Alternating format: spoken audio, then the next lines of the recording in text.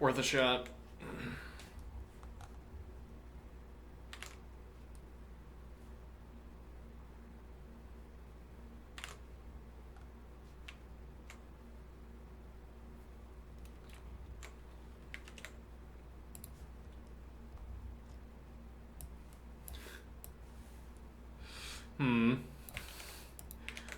Worth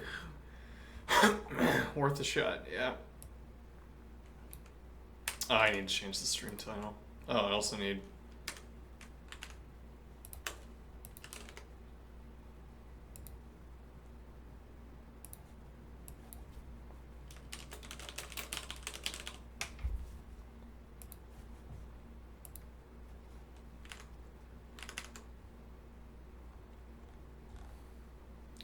What is worth a shot? Sub 1. Why? Because that would have made the answers correct. And as it turns out, in this case, it doesn't change the answer, which is good because the answer was already right. It changes the answer in the cases where... Actually, that's not so clear.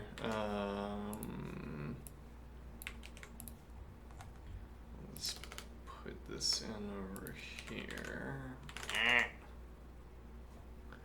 B.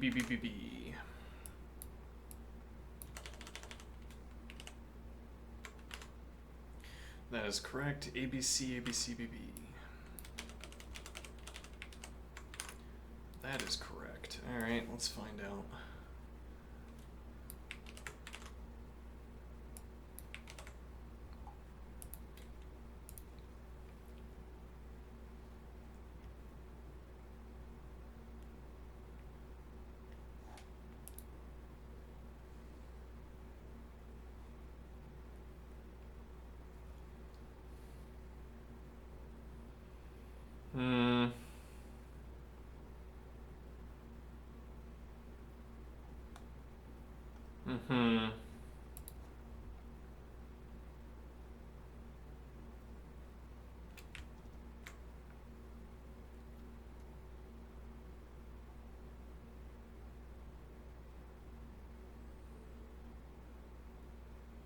Yes, I suppose the default value should be 1.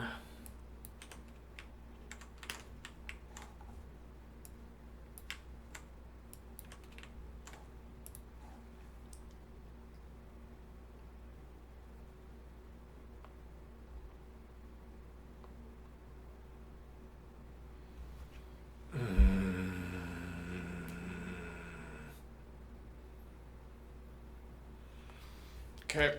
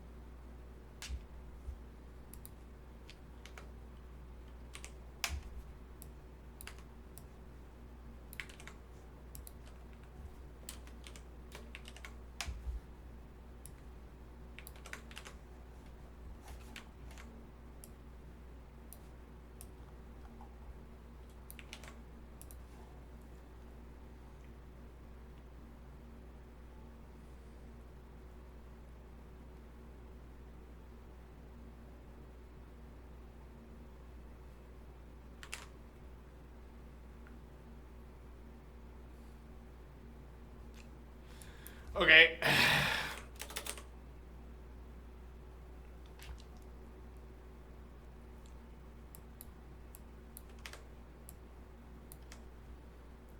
I am immediately completely tilted. Let's see.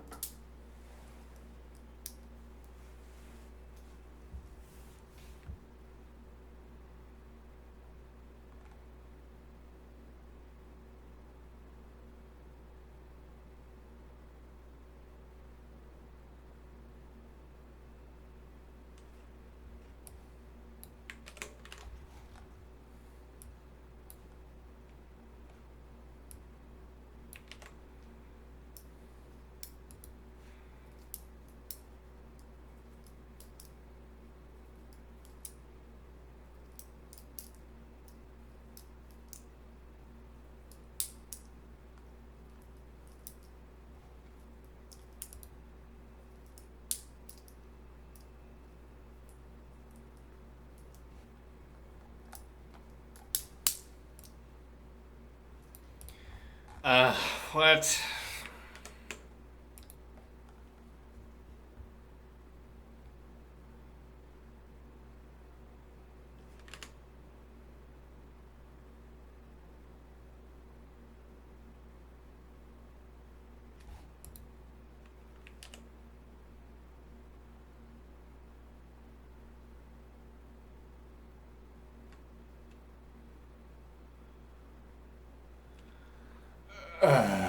Okay.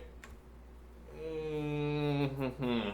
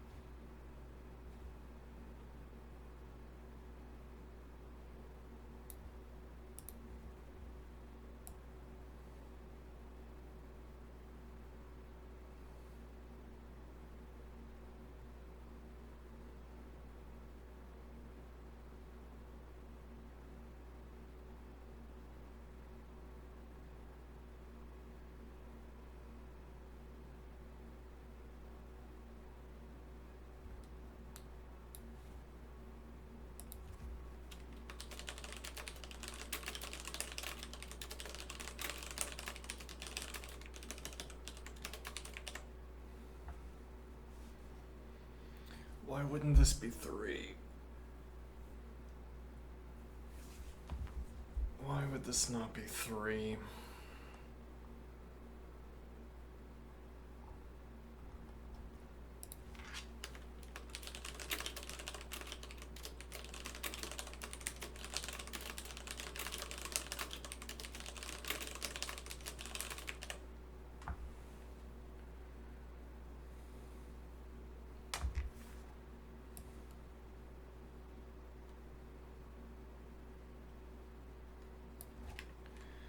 We scan U, we add 1, we scan A, we add 2, so it shouldn't be sub 1, but then why? I already hate this. I'm tilted out of my brain already. This is... I hate this.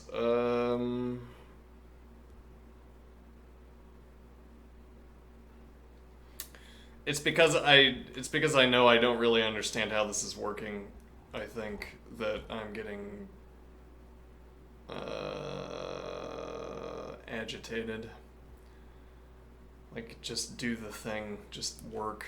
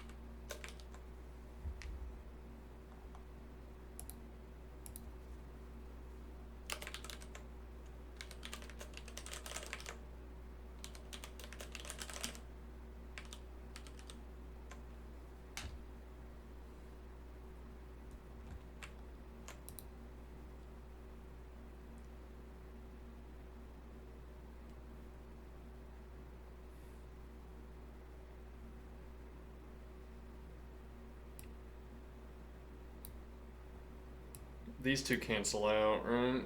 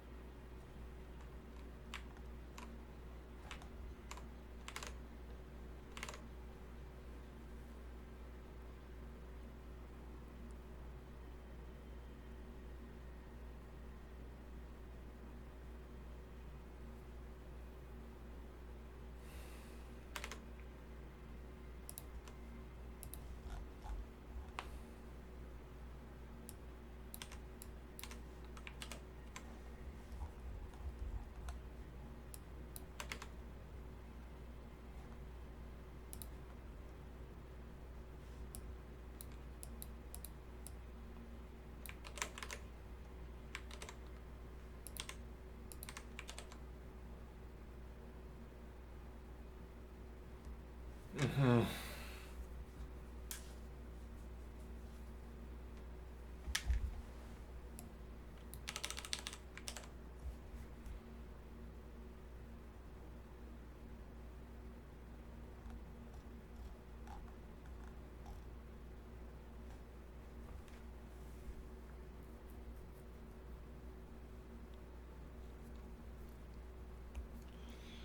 Alright, I'm not handling this emotionally so successfully at the moment.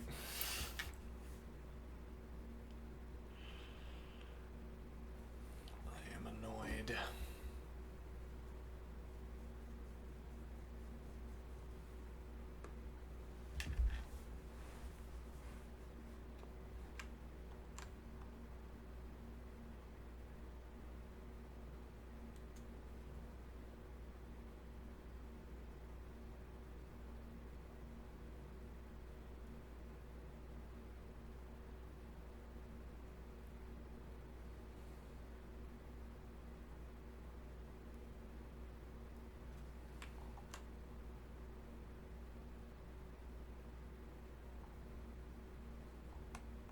I don't know why this would output 2 and not 3.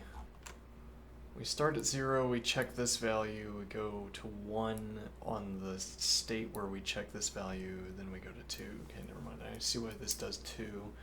Then I guess I don't understand why this does 2 as well.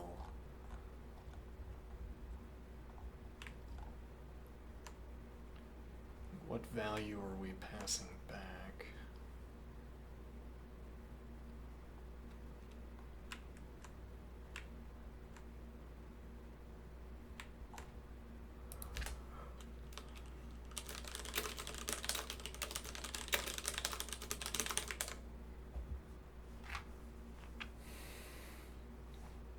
Yeah, like it's 0 in all of these cases, the value that we pass back here.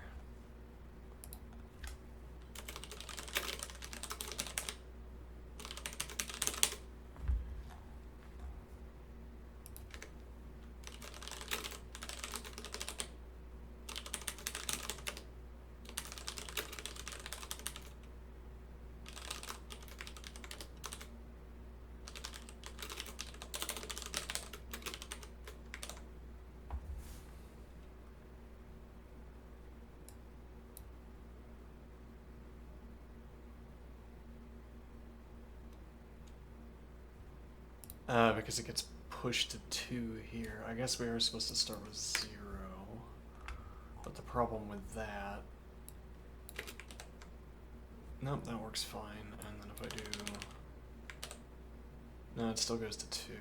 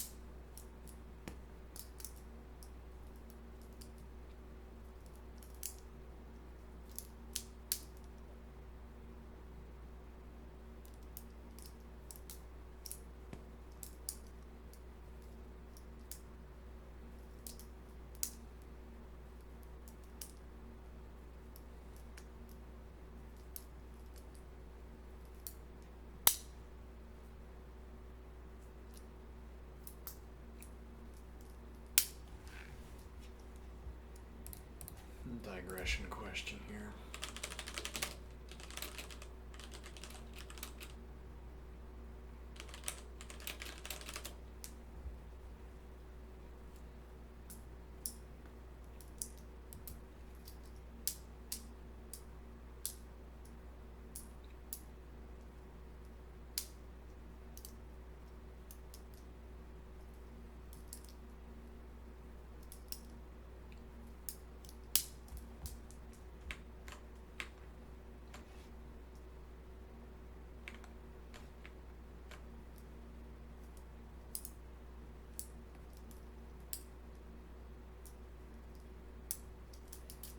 Strengths in coding vary by language, but it generally excels with popular and widely used languages like Python, JavaScript, Java, and C++. And then, curiously, the less popular and less widely used language here,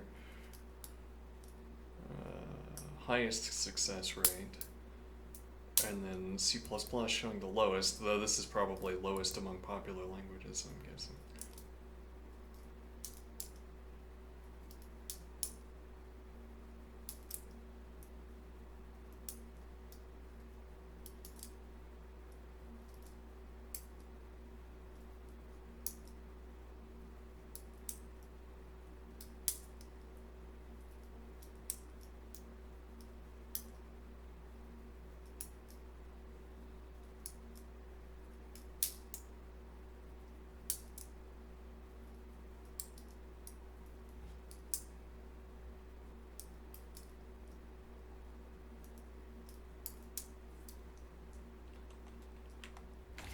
Okay,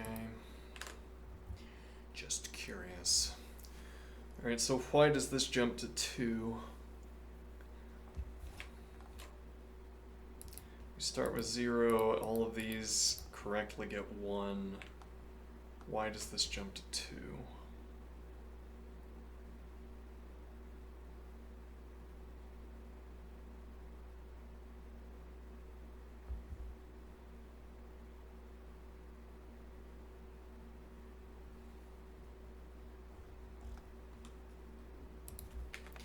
Let's orient ourselves.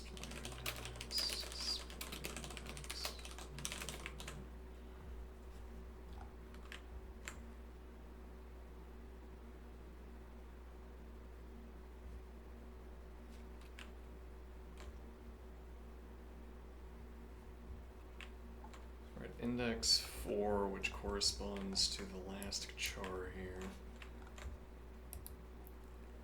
Okay, and then we increment the counter. It is the same char. We're at index 3. We go to table clear,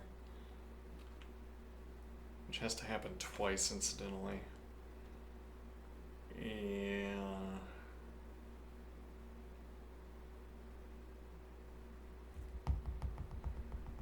Which matters more in these low instance cases. I mean, we're only clearing 1 char on this pass, so this is twice the number of calls to this function as opposed to the case where we're clearing out 100 or whatever.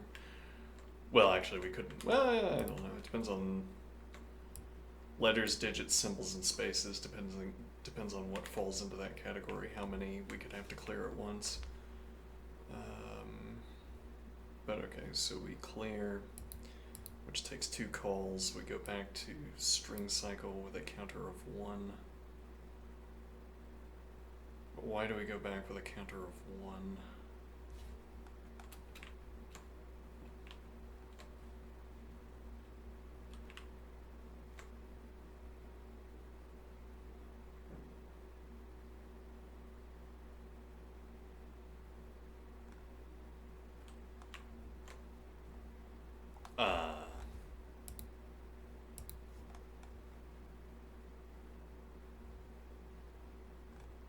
Oh, up here, rather. No, not here either. Oh, there it is, okay. Minus counter, so the current value of counter, which was 2, minus the initial sequence position. Okay, let's look at that.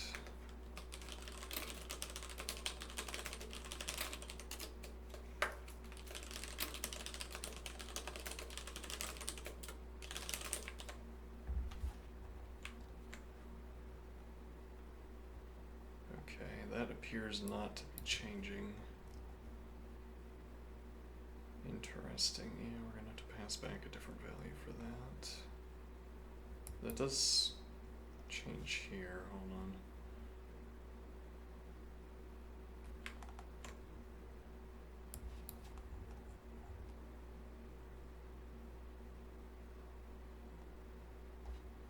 So the argument position is the 4th. Rather, here.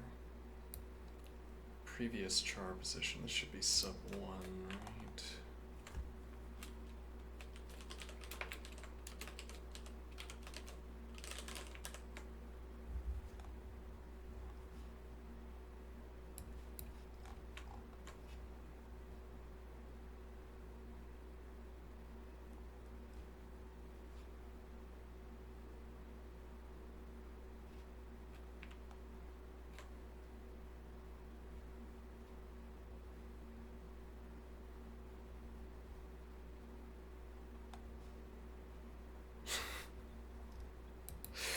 We go 4, 3, 1. My skin is crawling. I'm getting the sense that it doesn't matter how much effort I put into this, it's never going to get corrected. Which is not something you have to feel if you stick to easies. For the most part.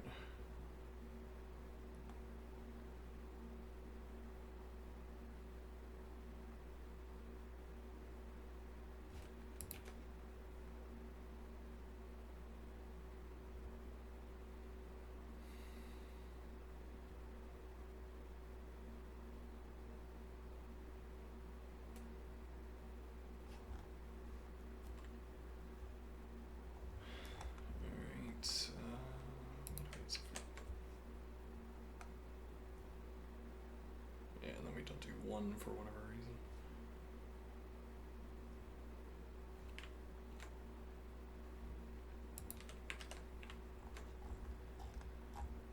Okay, we have counter 0, index 4, initial sequence position 4.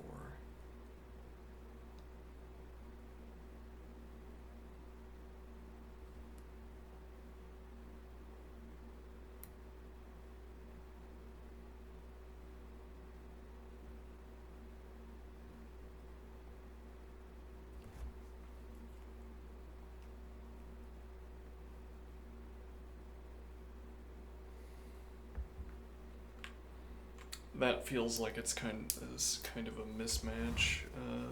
Why does that feel like it's a kind of mismatch?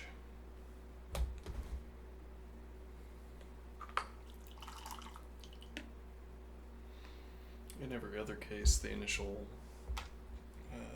sequence position would be other than the index position.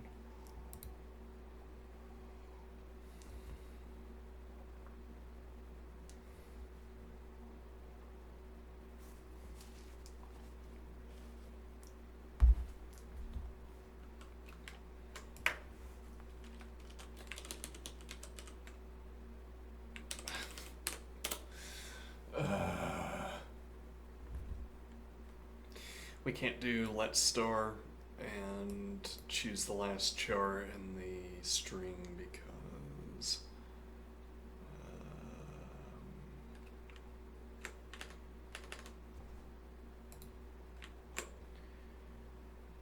because they give us strings, empty strings. We could do it if they didn't give us empty strings, but it amuses them to give us empty strings, so.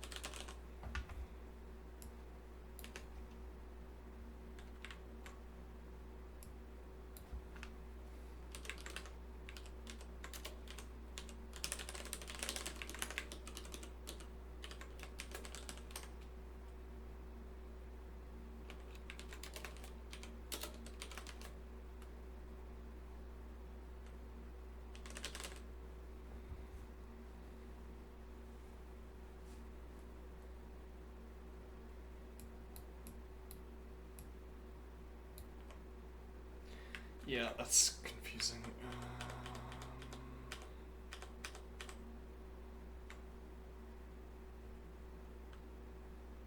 That works fine, I guess.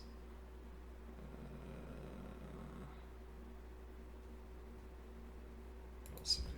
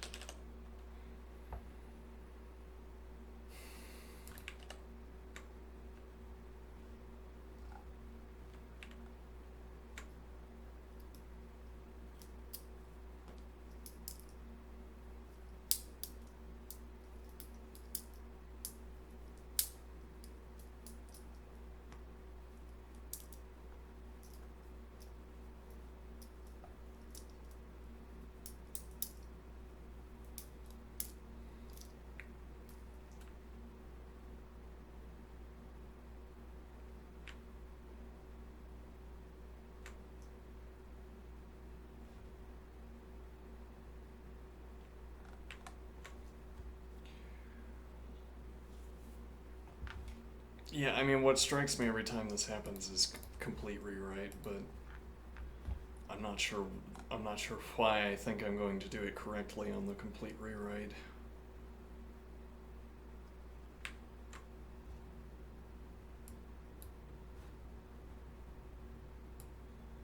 But yeah, this is a sense of revulsion is how I would describe it. I'm thinking.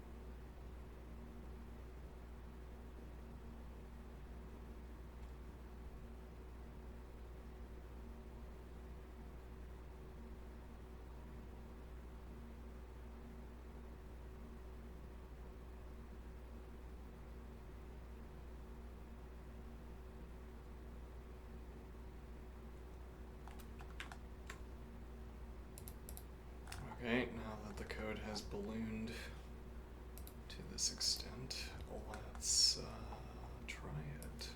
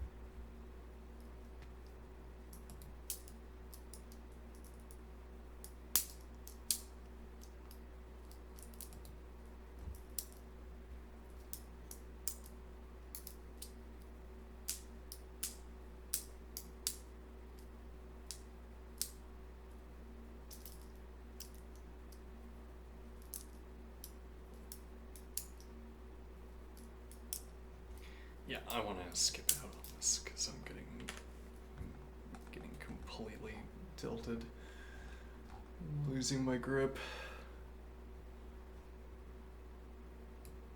Like like this question of what we do with the counter here, that like I just adjusted the value in this question. I didn't really ask if that was correct to do before I did it because I don't care anymore. I can't muster the care that I'm supposed to bring to this question.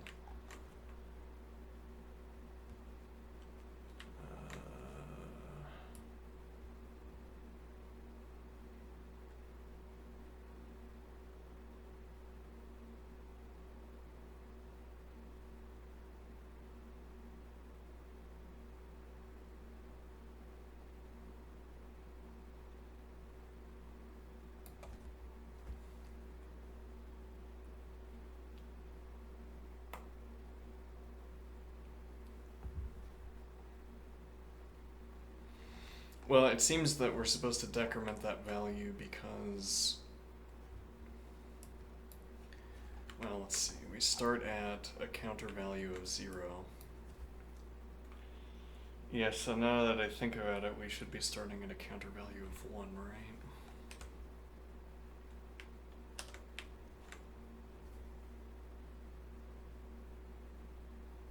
Hmm.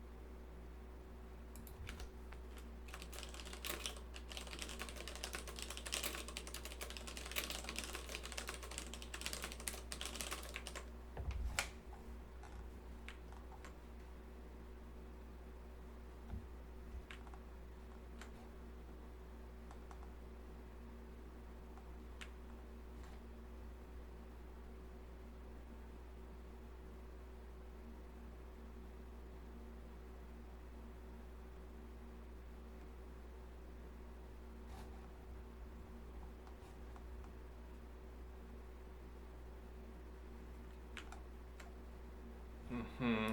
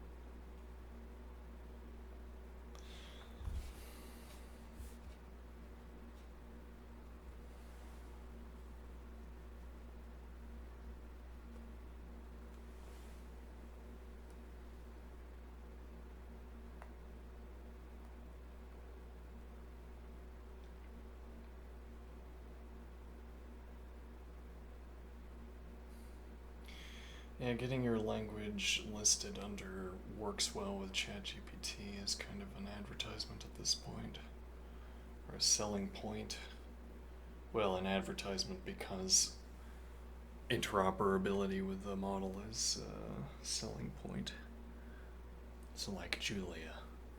It's a good advertisement for Julia that it works well with the interlocutor.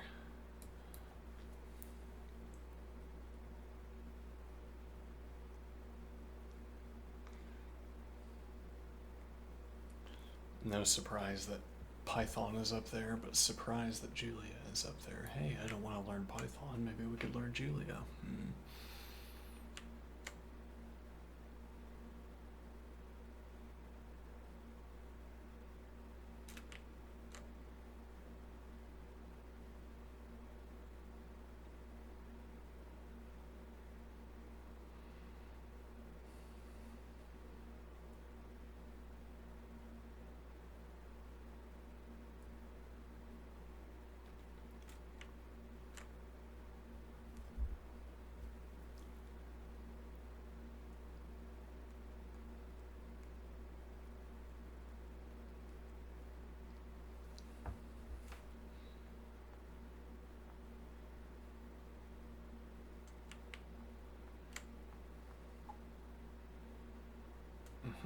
We have counter at 3.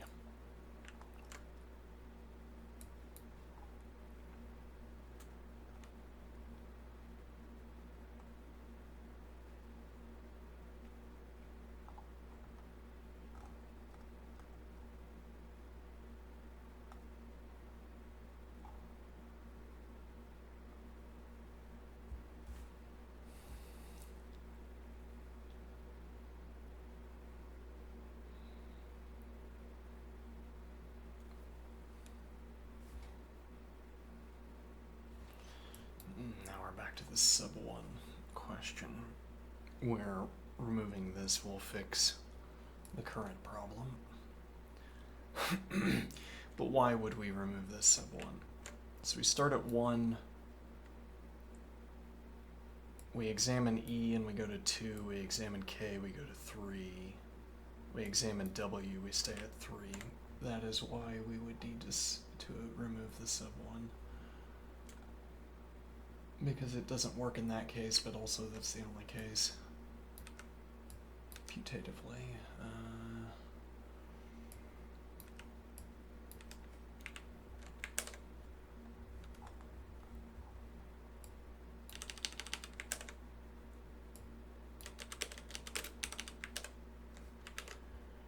Okay.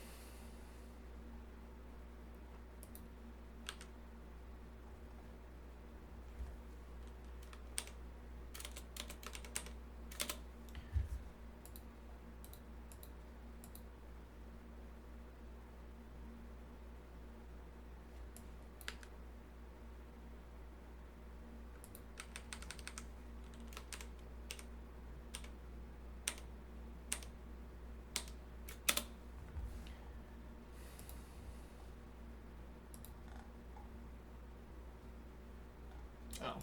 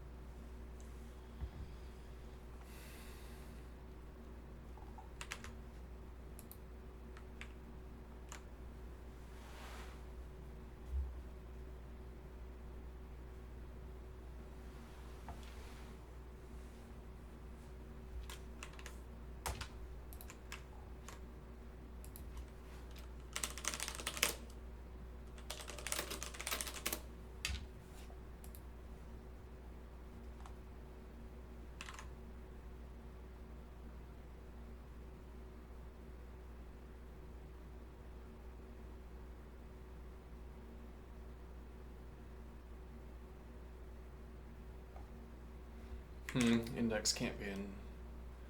Yeah, that's the point. That's an interesting point. It doesn't matter for the current purposes, but index couldn't be a natural because we're letting it go negative. Okay, but shouldn't we allow... Shouldn't -1 be an honorary natural number?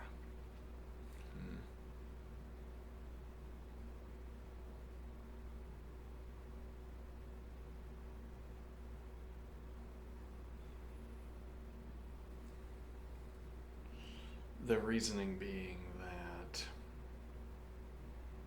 Well, the reasoning being that -1 comes up in a...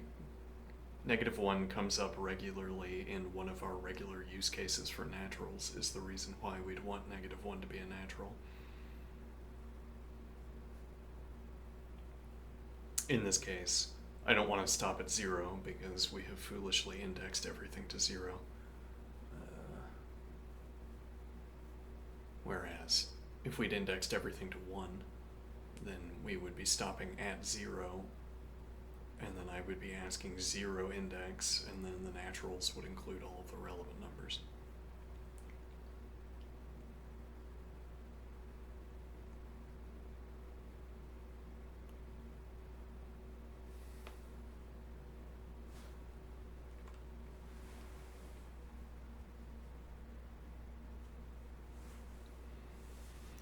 And on the other hand, I don't want to halve the number of accessible numbers merely to gain access to -1. And on the third hand, I don't want to handle the Zeroth case by hand. It doesn't really matter in this case, again, because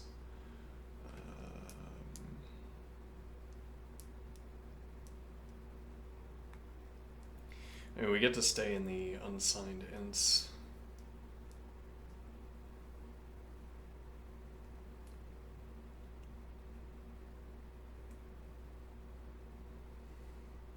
Yeah, actually, then we can't do fx minus.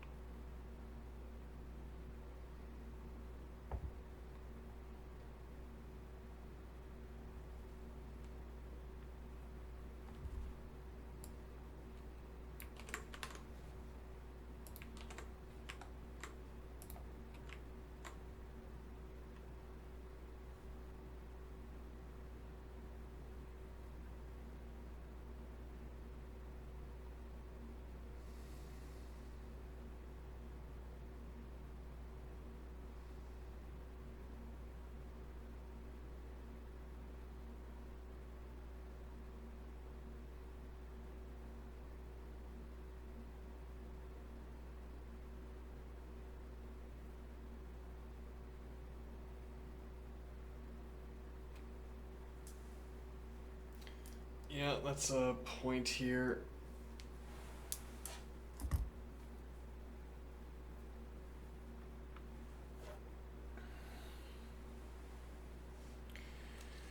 Instead of clearing the table, we could ask,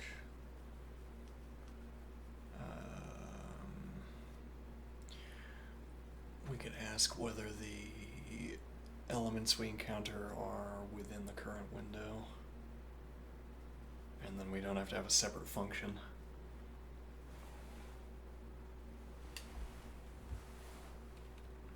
So what does that mean for our code?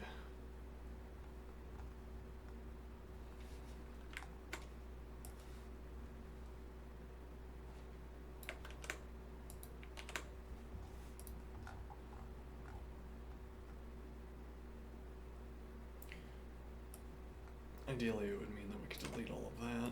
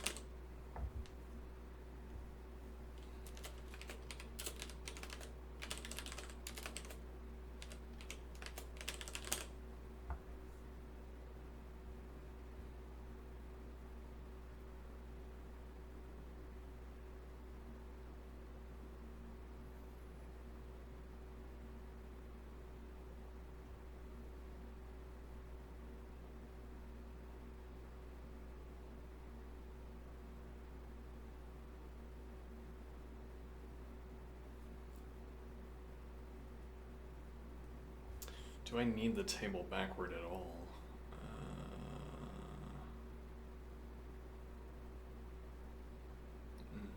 No.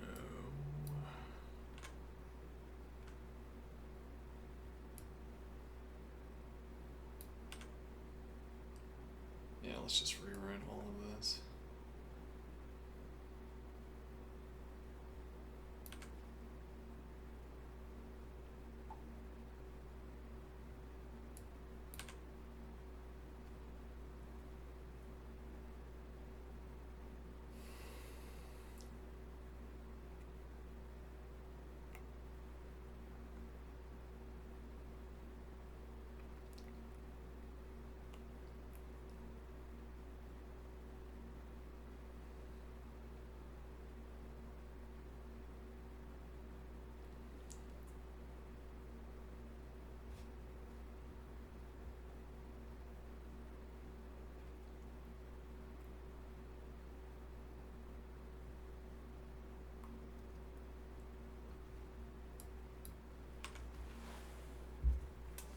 So now table forward will simply be table.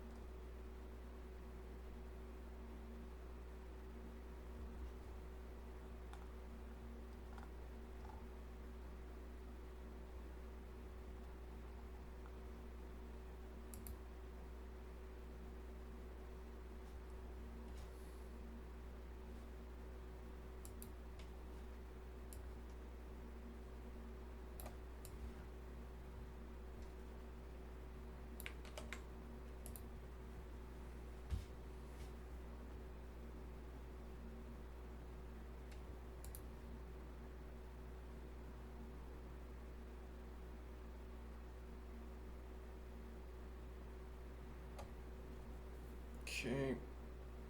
We're now tied with a 7 millisecond solution.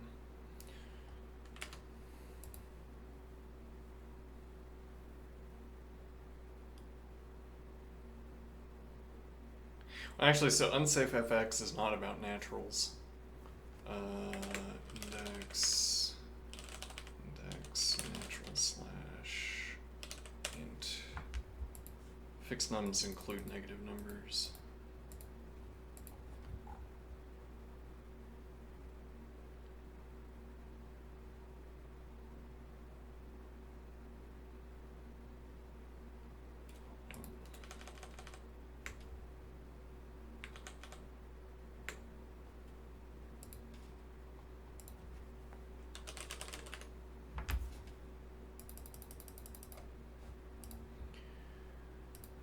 So we can use unsafe fx minus.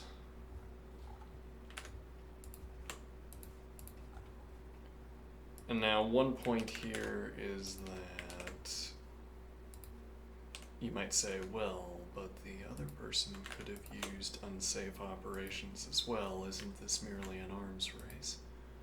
And the answer is no, it's not merely an arms race, because if you look here, what you'll see is that, so yes, add 1, true. Okay, you could, and also this comparison. However, the for loop, our opponent gets to take advantage of in range. We are not taking advantage of in range. However, that leaves us with the option of using fx minus, unsafe fx minus.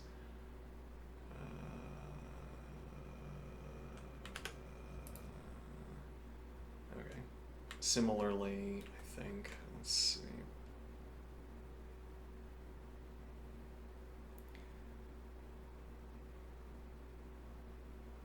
No, yeah, they could use unsafe string ref as well.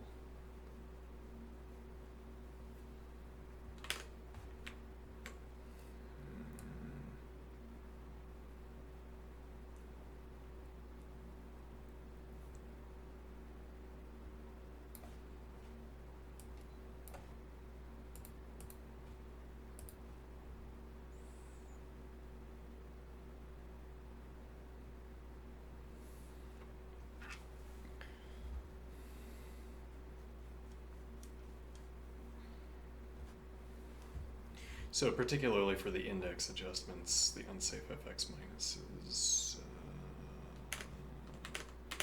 available, able to be availed. Let's see here, string.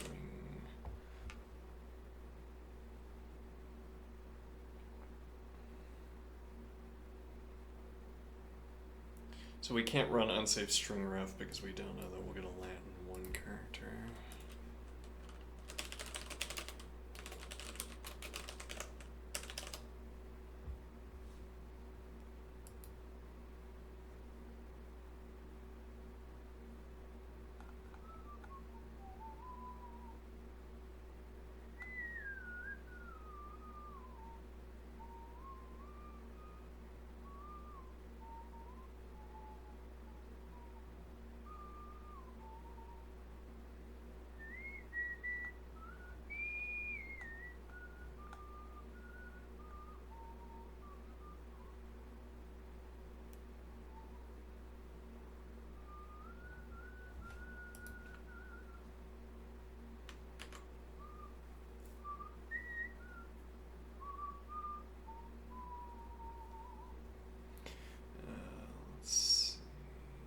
Can't do unsafe string ref, then can we do unsafe hash ref?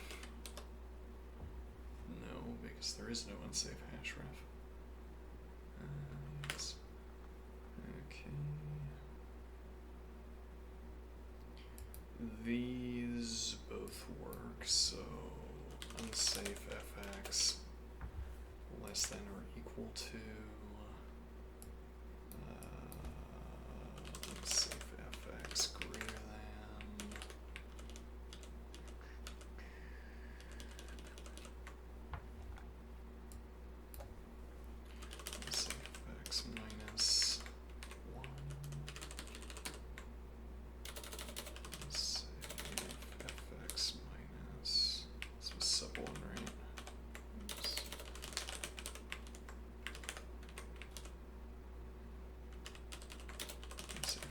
minus unsafe x minus. Okay. Unsafe fx minus 1. Unsafe.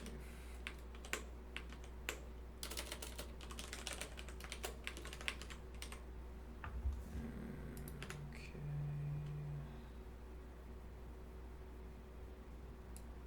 Unsafe fx equals unsafe fx equals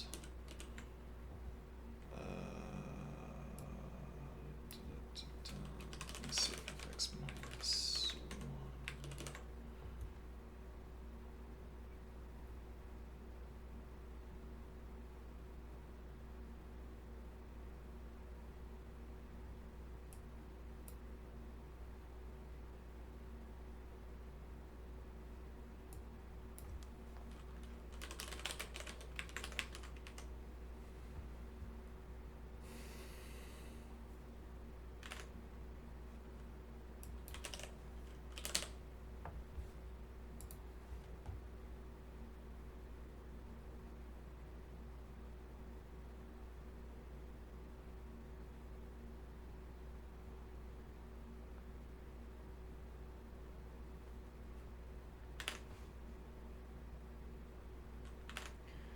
Unsafe string length.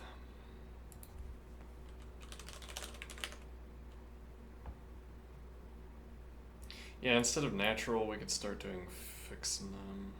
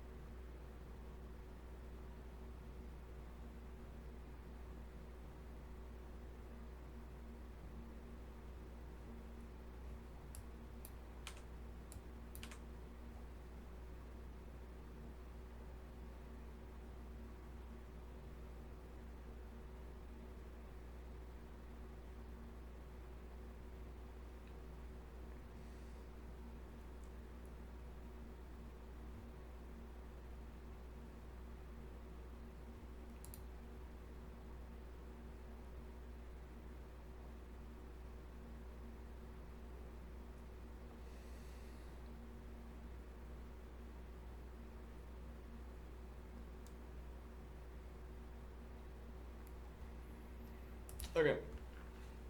Let's see if that's shaved off a single millisecond so that we can climb number 1. It would still not be 0 milliseconds, notably. Let's see.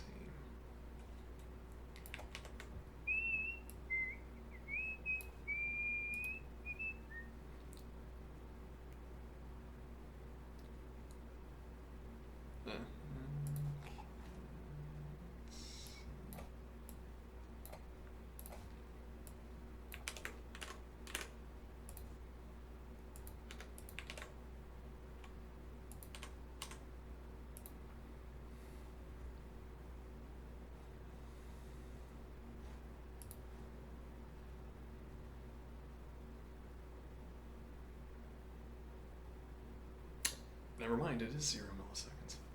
Alright, I'll take it.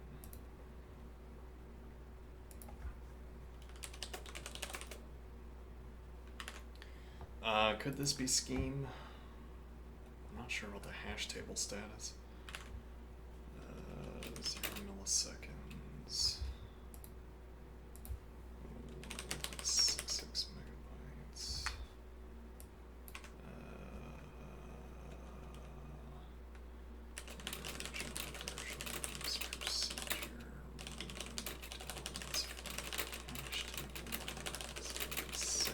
Hash table.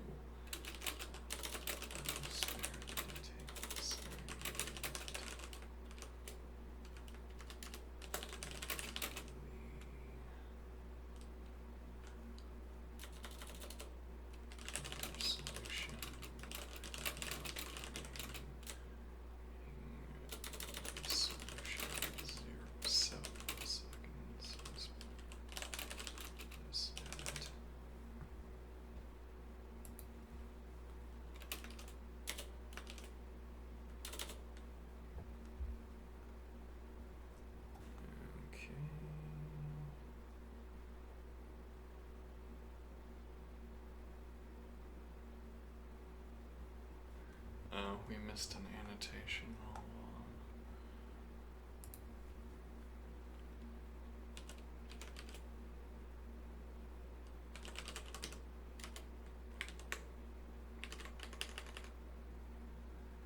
Alright. Good enough.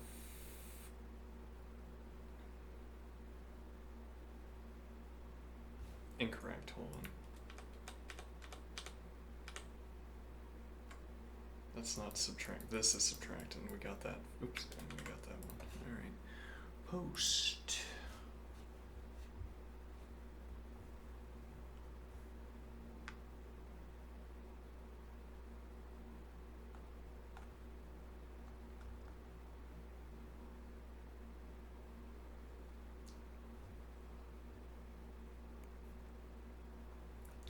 Okay.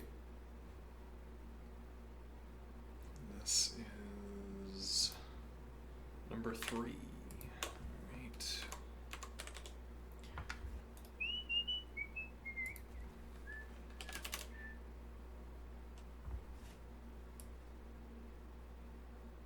Whoops.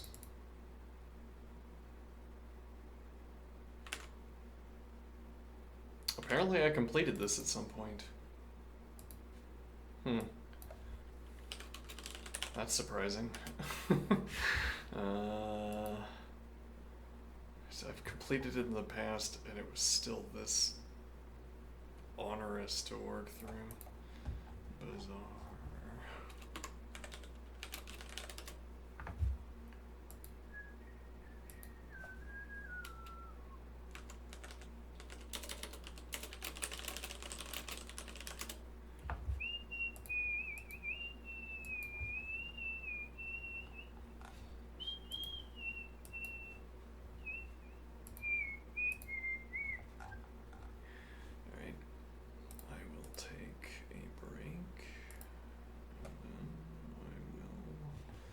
Return for the next segment, which might be looking at this. I don't know.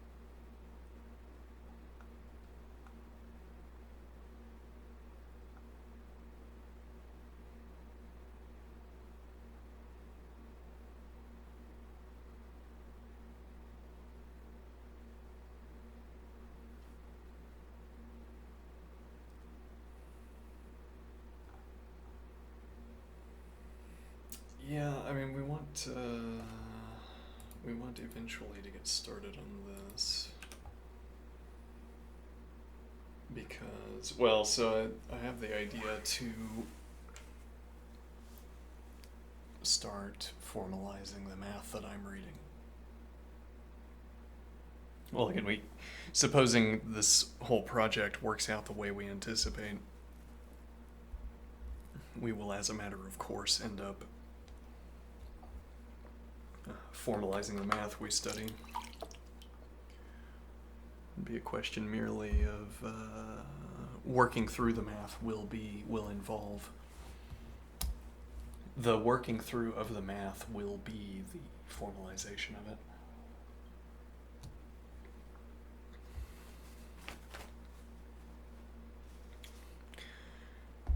It's like instead of performing analysis while studying analysis, we'll be formalizing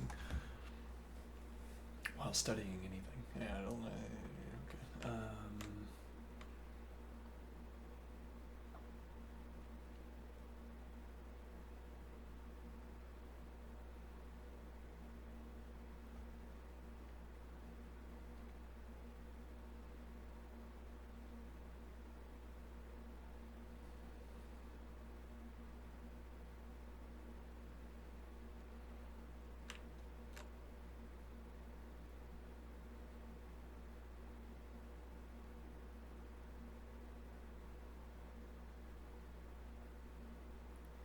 Anyway, yeah, I'll be right back.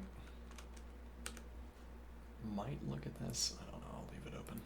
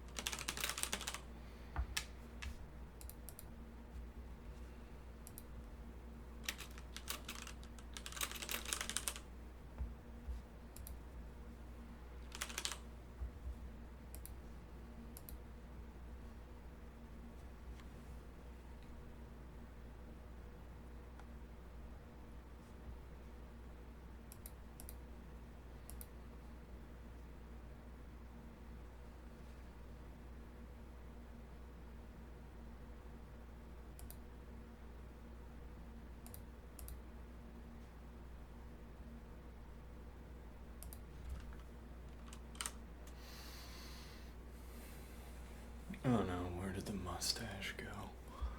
Oh, it's still there. Oh, it's still there.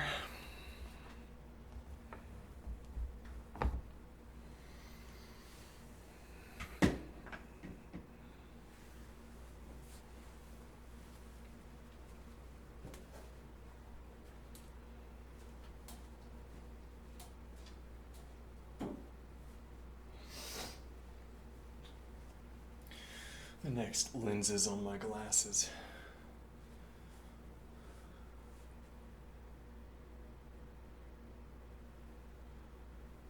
Fishbowl lenses. I want them to cover, if I strain my eyes to their uttermost off to one side, I want glasses over there.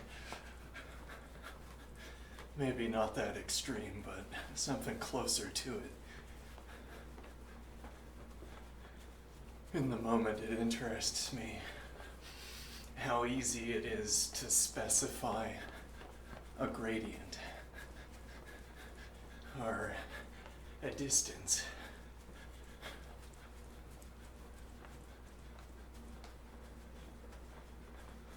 An inductive gradient.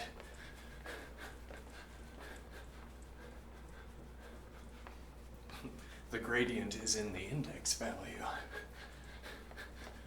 in the distance value. Distance is not the same as index, is it not? It is, if what I take myself to be doing with an index value is choosing a position on the number line, I suppose. I mean, if I wanted to know the distance between the origin and a point,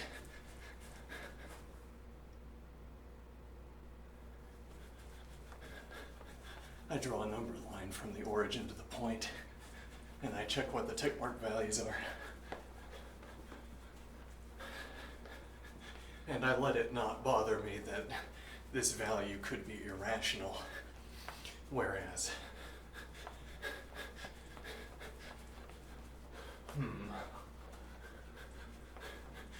I have rational values along the coordinates themselves. I try not to let it bother me.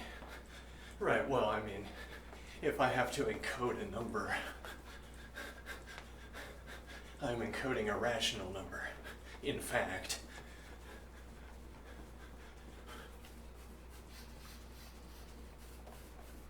With a finite number of digits, as opposed to the irrational value that we are infinitely far away from.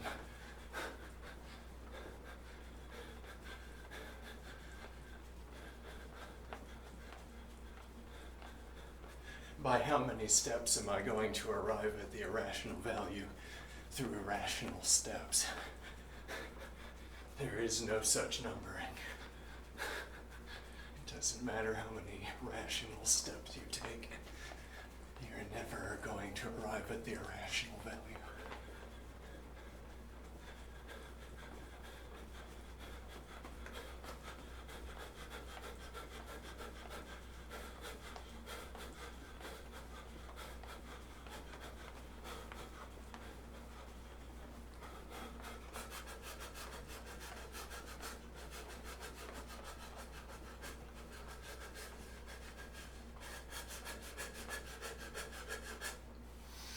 Why do I want this idea? I'm saying I'm unbothered. Unbothered by saying I choose a rational value and I choose a rational value and the actual distance between them is irrational and I can't designate an irrational value.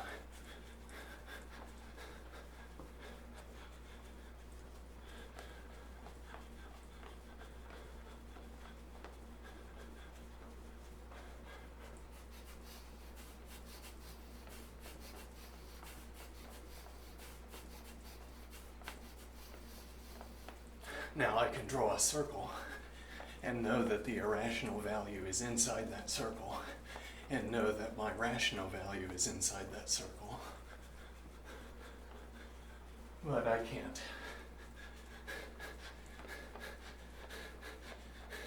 I can't designate that irrational position. Suppose, for instance, I constructed a vector, so I have an angle and a length.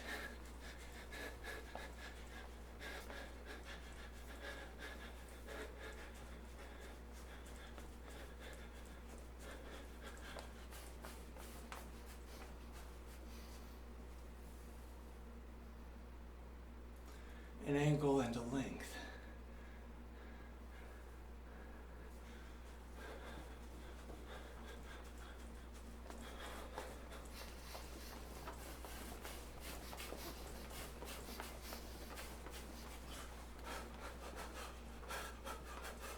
Well, if it's a length, we'd want it to be that irrational length, but we can't have that. We can't have that irrational length because we can't transcribe irrational values. And our efforts to transcribe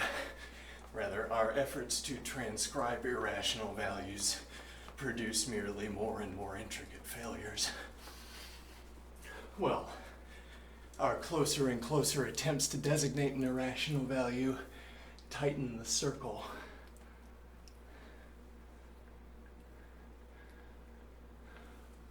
Where the 2 points are both inside the circle. Okay, and what is the gap length? Completely unchanged. You have gotten no closer. There is nothing it means to complete the steps to the irrational value. There is no way to construct it. Okay, to get closer to something, so I am imagining, really means to have reduced the number of steps you must take before you arrive there. But you cannot arrive here.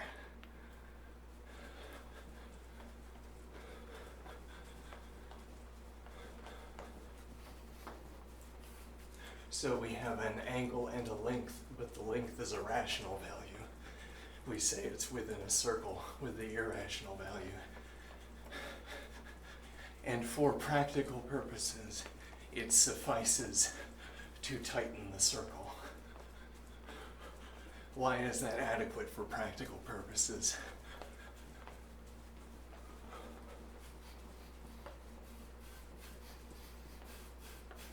If I said, suppose this is the square root of 2, and you can run that through a calculator, which will give you enough digits for me to reference it.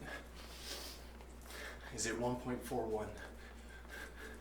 I think it is, okay.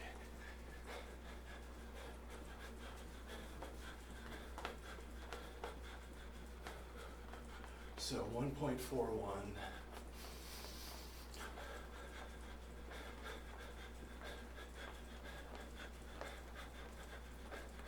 miles. 1.41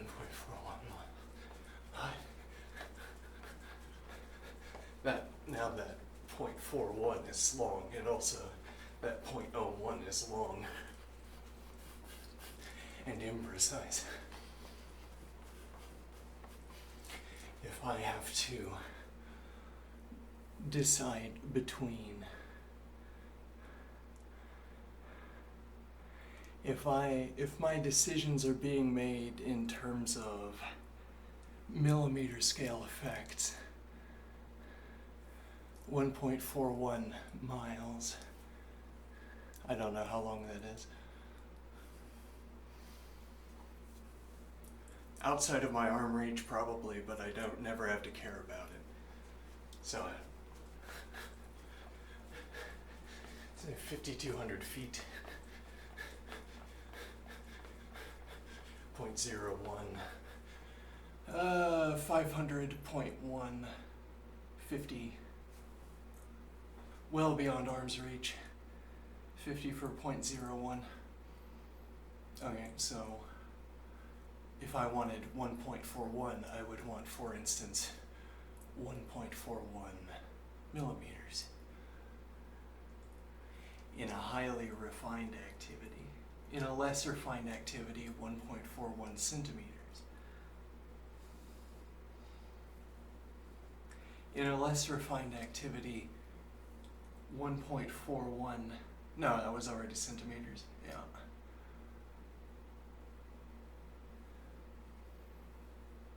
Okay, and what is my idea here?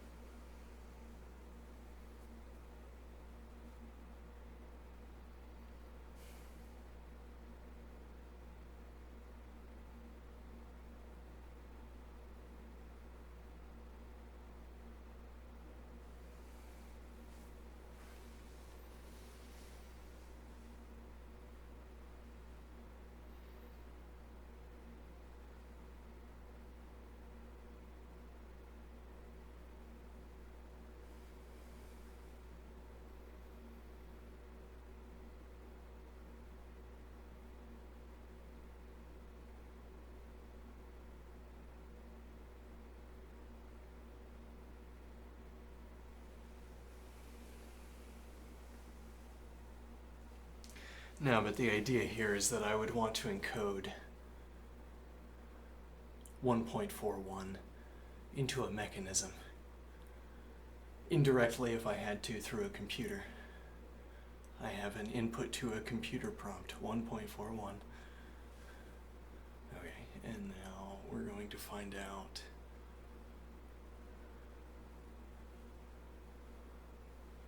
if the machinery applied to the object with an input of 1.41 is going to produce a given effect. We look and we say we want the pointer to land on a hot spot. Okay, we input 1.41 and we land on a cold spot.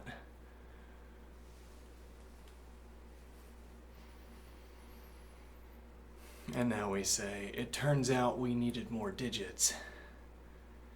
The actual value is on the other end of this hundredth, as in 1.41, 1.410 as opposed to 1.419. No, wait, what am I thinking here?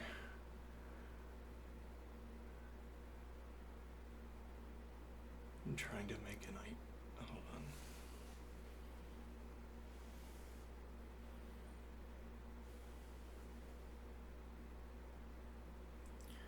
We're saying we have a value of 1.41. We input it into a machine. And now our unit is deciding where does that make us look? Where does our selection of 1.41 make us look? Well, we looked and we said, this is a 1.41 input solution job, as it were. This job will be resolved by an input of 1.41. That can be the only value. If we jump up to 1.42, we'll be on the other side and farther away.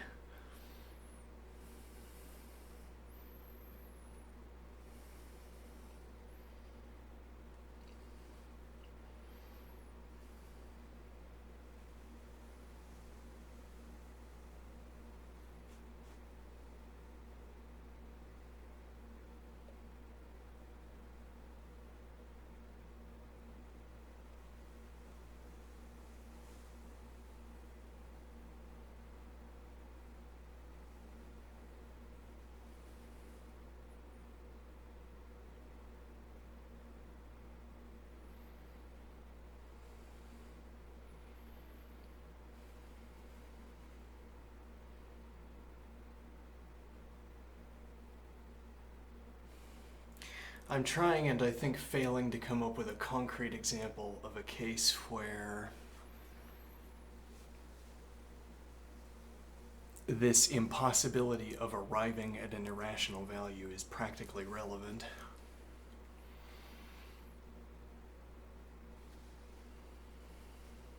You can't arrive at the irrational value, but what does that mean in practice? It means that for your purposes you might want to get closer. You can always get closer to the irrational value if by that you mean you tighten the ring.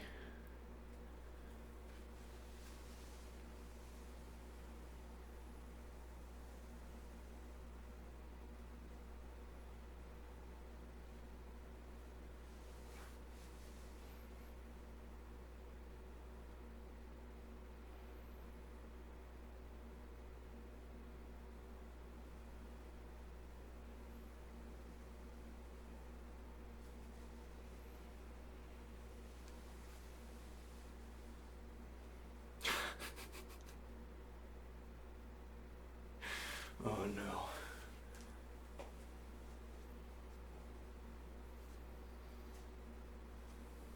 A digression, yes. And a branded digression at that.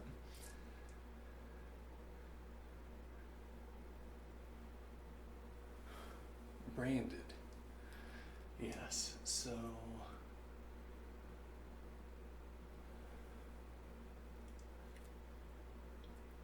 a quick side observation. You make a video game movie, okay? And here's how you make the video game movie. You tell a language model to play act as the character, okay? Wait, what does this mean? And we give perfect execution to the model. So the language model will have access to, in this video game movie, yes, the model will have access to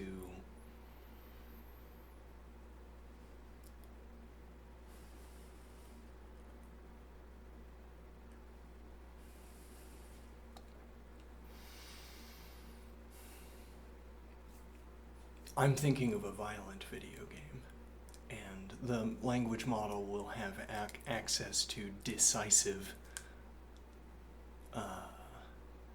decision-making in combat. And what that means is that the language model will look at a situation and say, if I engage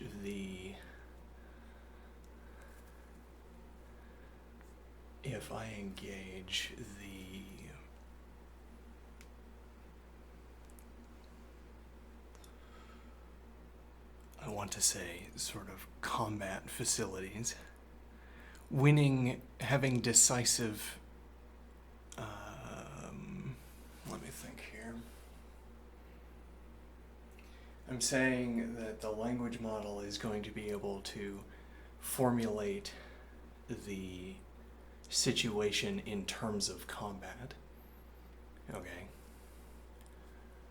And, well, I've talked about Souls games a lot in the past, so I'll keep talking about them as if I've already branded myself with the Souls series, as it were. I call it art to justify my periodic referencing to Souls games.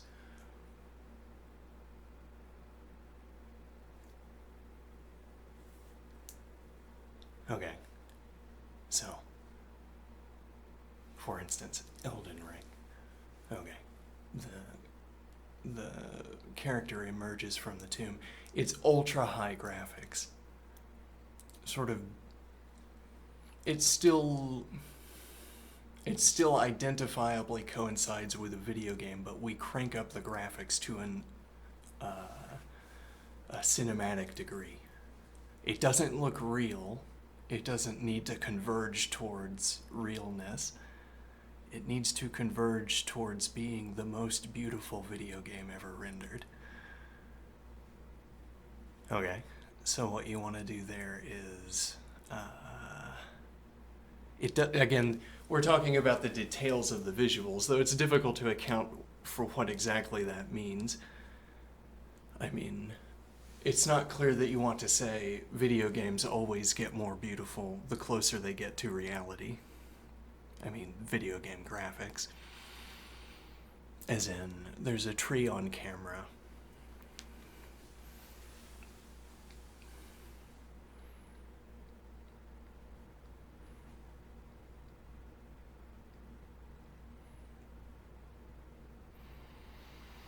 there's a tree on camera. We know in both cases that the bark has the same color. Okay, we're comparing the tree on camera to the tree in the real world. Now, what is different between these two images? The tree in the world and the tree in our video game rendering. Well, there's a point. In our video game rendering, it was always true that video games became the more beautiful the closer they came to the real world. Even if we didn't like the graphics generation from one step to the next, even if we preferred 8-bit art designs to the nascent 3D imagery,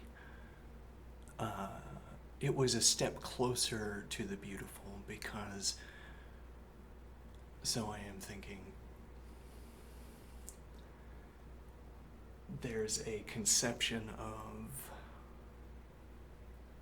beautiful where the first few steps towards it aren't so lovely, as it were. A conception of the beautiful where it takes more than a few steps in its direction before you see the beauty or are in a position to see it. Now, at the beginning of graphics, saying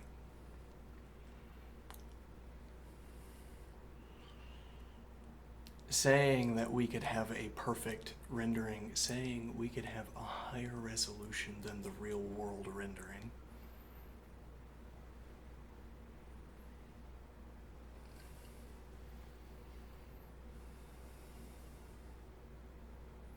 saying we could have a rendering of the real world didn't have its proper sense yet, as it were. You say, oh, like in that video game I played, those graphics were so realistic. No, not like that. I mean, like, could verbatim replace all of your experience and you wouldn't notice the difference. In that direction, it looks exactly like the world. Oh, no, that sense doesn't yet have its meaning when our graphics are not yet close. Once our graphics are close, now this phrase has its meaning.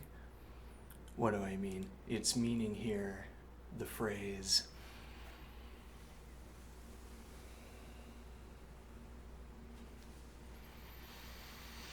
that our graphics could match reality.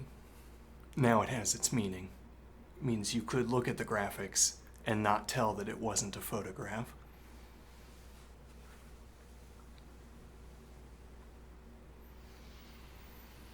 But that isn't the only way to specify imagery. It's not the only way to churn through the kind of rendering computation that is required to produce that effect. You don't have to converge on the real world, though it's convenient to be trying to do so because you have the real world for reference.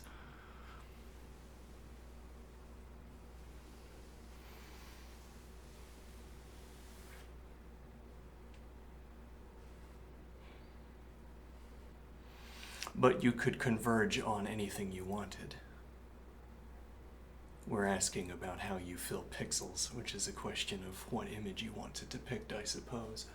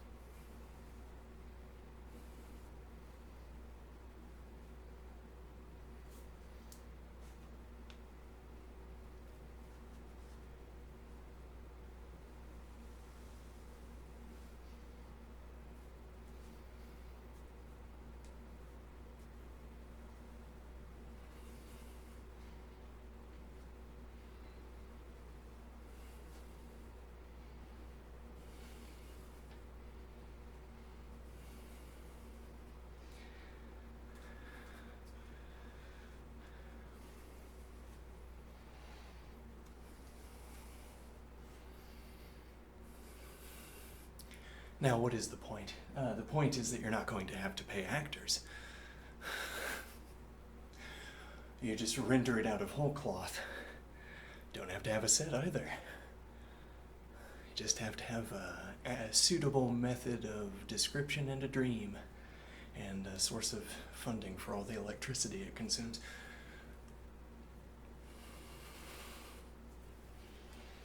The process, it.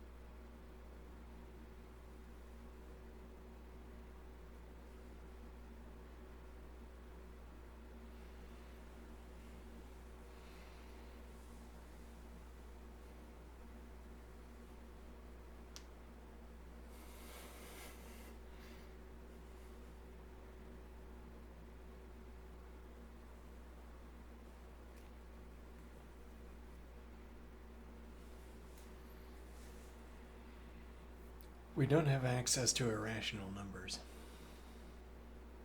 because we can't arrive at irrational numbers through a finite number of steps. This matters at first when we're a centimeter off, as it were.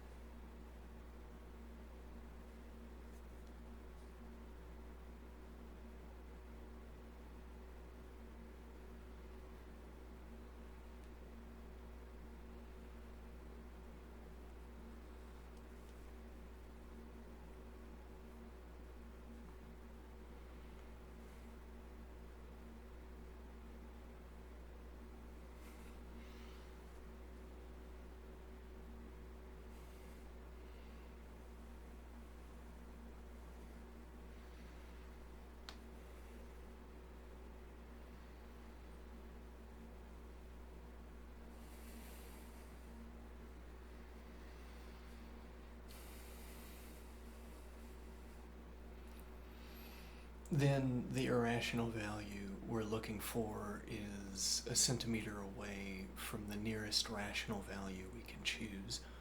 The radius of the circle is 1 centimeter, and we're 1 centimeter off. So close. So now root 2 is 1.414. Because we needed an additional digit to know which way to go, which direction to encode, so that our next attempt at root 2 would deliver a point closer to within 1 centimeter of.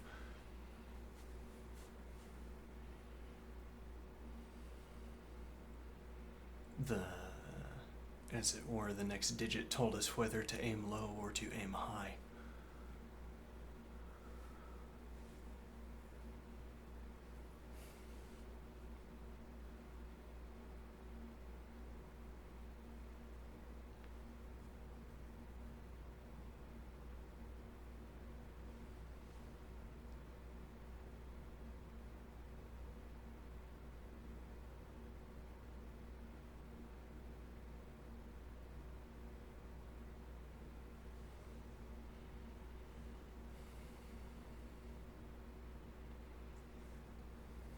And then we imagine a kind of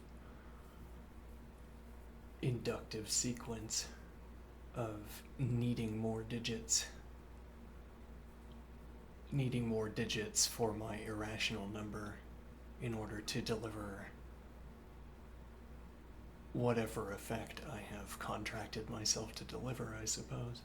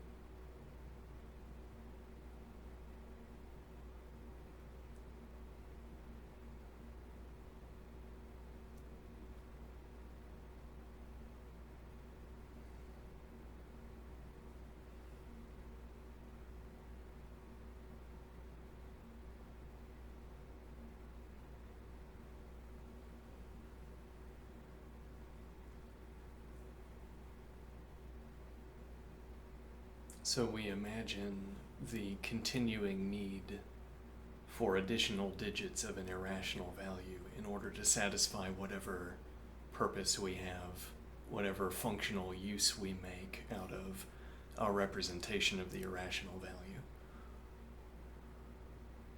The earlier point was that there's no such thing as closer, if by that you mean reducing the number of steps before you arrive at, because you can't arrive at an irrational value through this method. So there is no reduction in count in the number of steps. There's no such number as the number of steps you could take before arriving at the irrational value. You can't downtick that number by any means because it doesn't exist.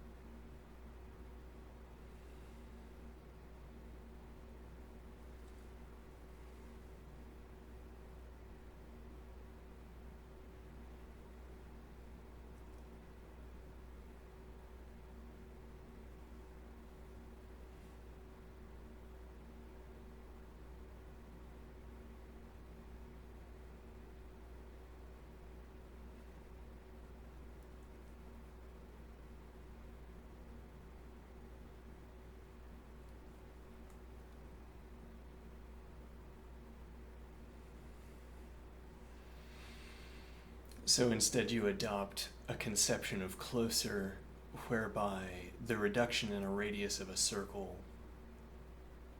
with a reduced radius circumscribes points that are closer to each other. Though that's not strictly true. If I, as if, happened to have chosen numbers that are quite close to each other, you don't reduce the distance between them by shrinking a circle around them. They stay the same distance apart. So bad wording, I am thinking. Though I forget what the wording was already. I'd have to see it in front of me.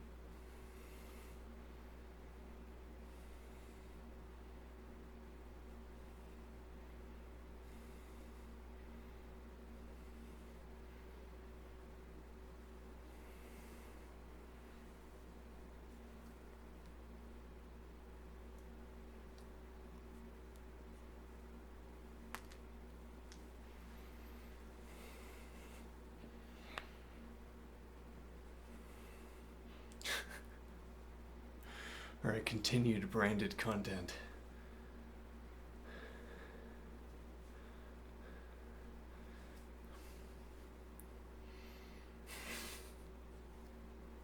Interesting, okay. So I'm going to tell a brief story. Alright. Patches is watching Vara. Never know. Might be worth talking to Vara. Certainly worth watching Vara.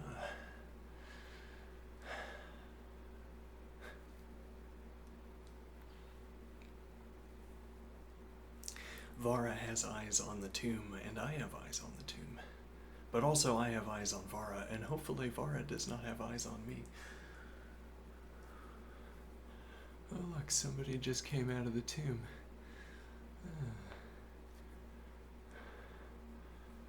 Oh. Oh. Alright, and then what's happening over there, off in the distance? Well, Patches has back turned to Vara. Interestingly. Alright, and so I'm imagining this is, I'm inserting my character in sort of a non-violent. You repeatedly remind your opponent, I could be striking you instead of poking or touching you.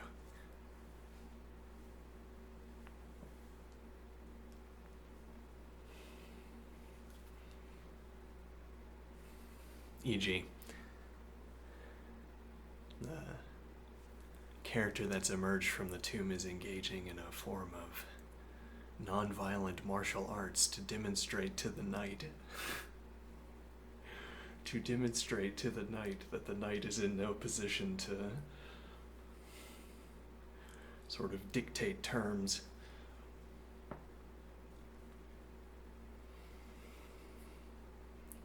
Is Patches's judgment here, I am thinking. That barehanded fighter over there is still not losing to the mounted knight. That's interesting.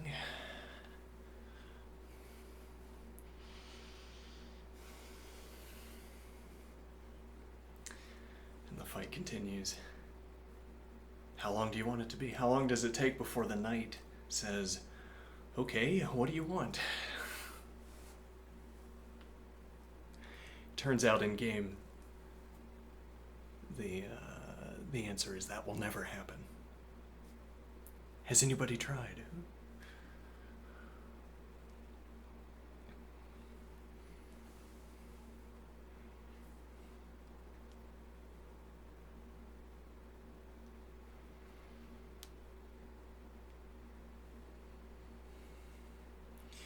Now, so what is the idea? Right, well, this character is in the background, and then we follow Patches, or Vara.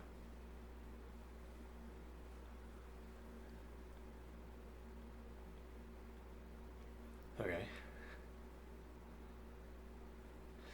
And now what is the idea?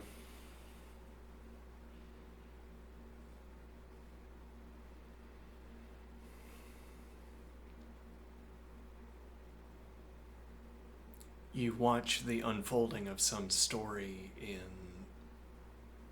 the in the setting, on the island. Okay. Court intrigue, perhaps. Okay. And the scene will be unfolding, and then that character will show up again and engage in a lengthy, drawn-out sequence of shadow boxing.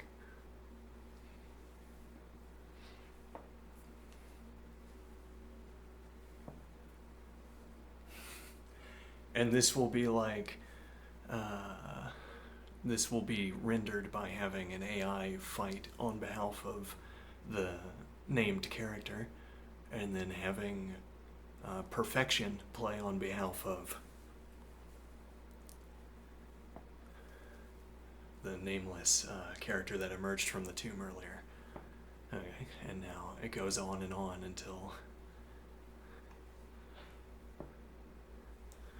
Alright. I can see that I am not going to win this fight.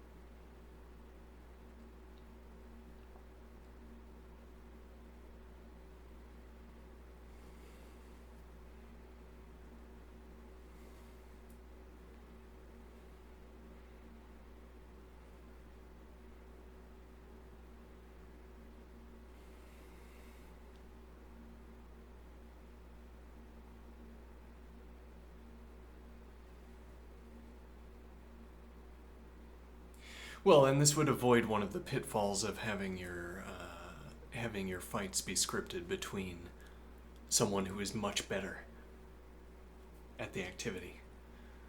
I mean that if you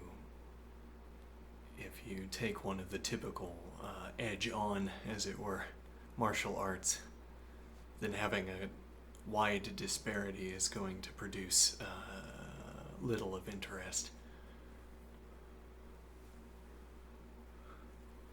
Because the fight will be over quickly, I suppose.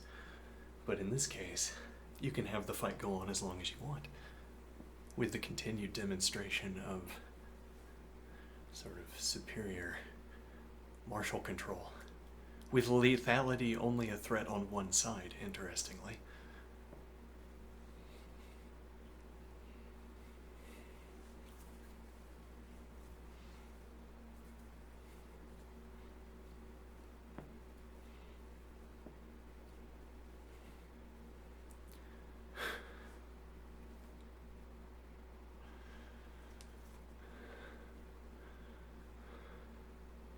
I'm imagining grabbing the head of a mace by threading my fingers carefully.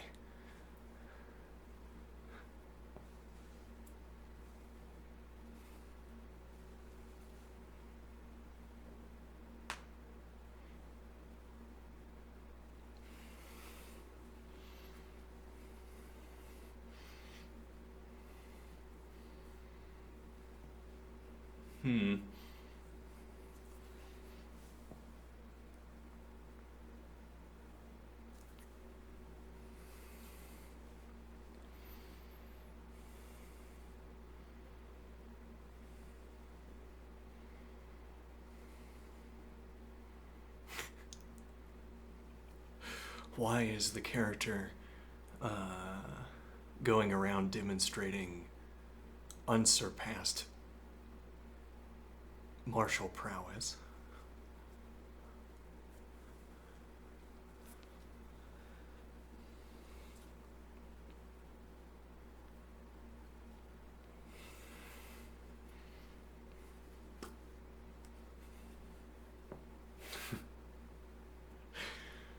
I wanted to have a look around. And you said, no, you can't be in here. And I said, oh, I think I can. You said, no, you can't be in here. I'm going to chase you out. And I say, no, I think I can be in here. Let's find out. No, I don't think that would be the B story we're looking for. Yeah.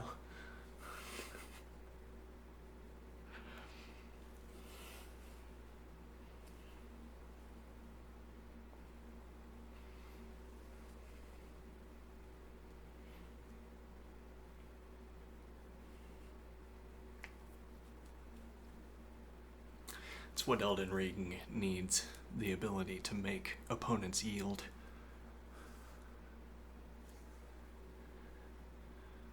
Maybe.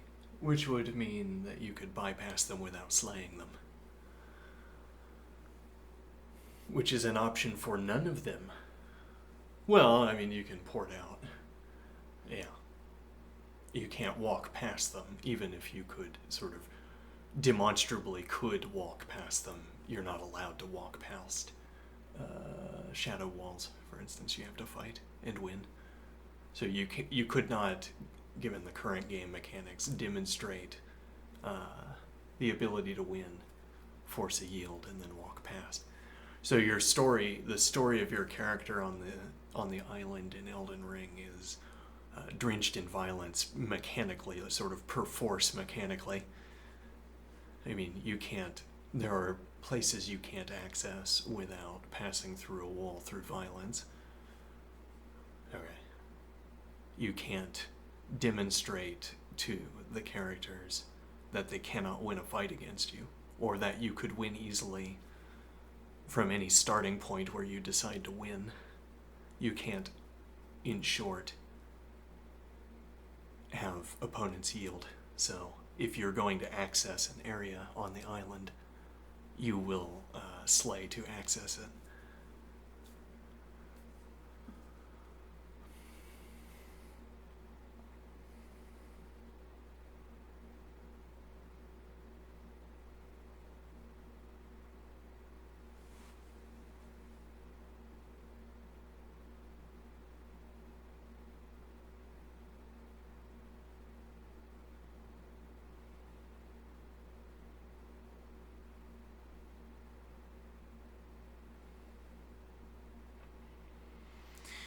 Well, yeah, that would be the, let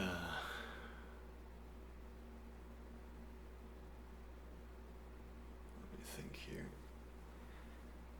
Yes, well, I mean, how I wanted to play Elden Ring when I unboxed it was,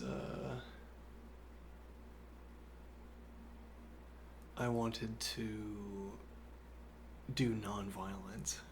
So I picked herbs and sold them, berries, and so on. Leveled up by selling things that I found.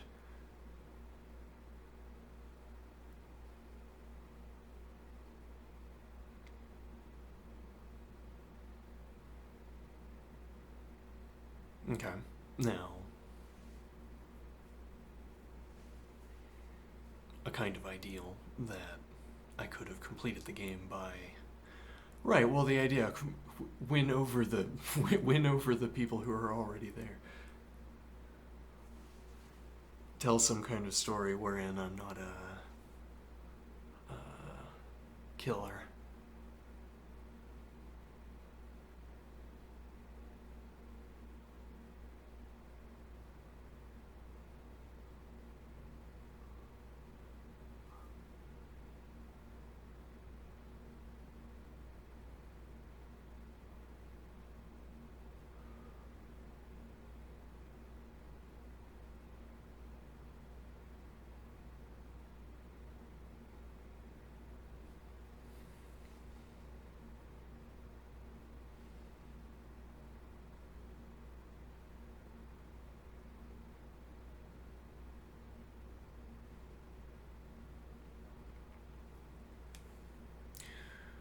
Which is what we're imagining depicted, right. Well, and now the point is, part of this all AI, all model... Well, okay, you have a studio intervene, but all model movie. You say, you're gonna play act the character, and we're gonna...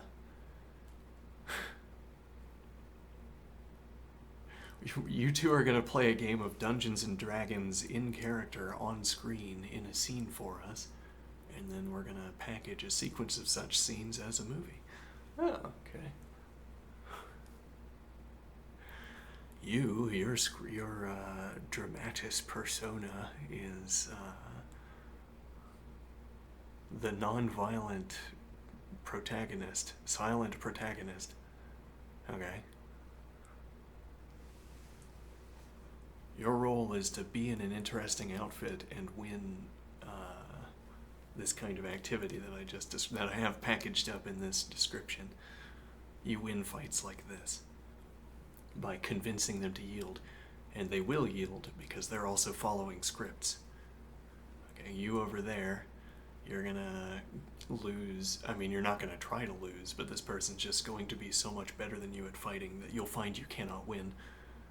And you're gonna not win for some number of minutes. And then you're gonna say, ooh, okay, never mind, I guess I won't fight this person. Okay, and then there will be some dialogue, the other person will know what to do, say, or we'll have someone else come in.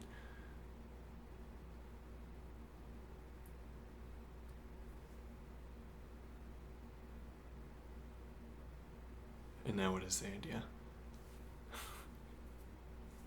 Now you have a model that is reading a dungeon master description of the scene that's unfolding.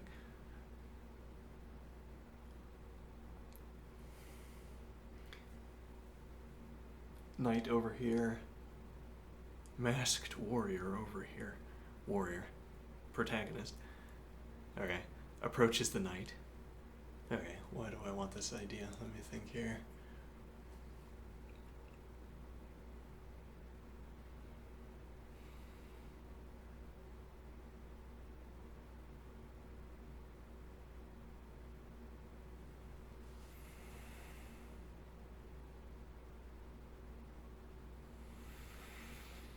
So you give the model a dungeon master description, as it were a discrete description of the scene, and through some means the interlocutor takes that, or the model takes that description.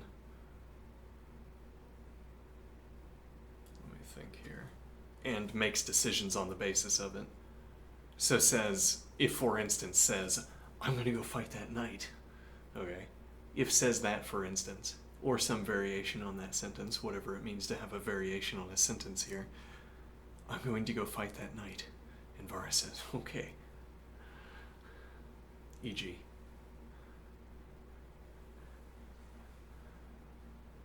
Now what is the idea?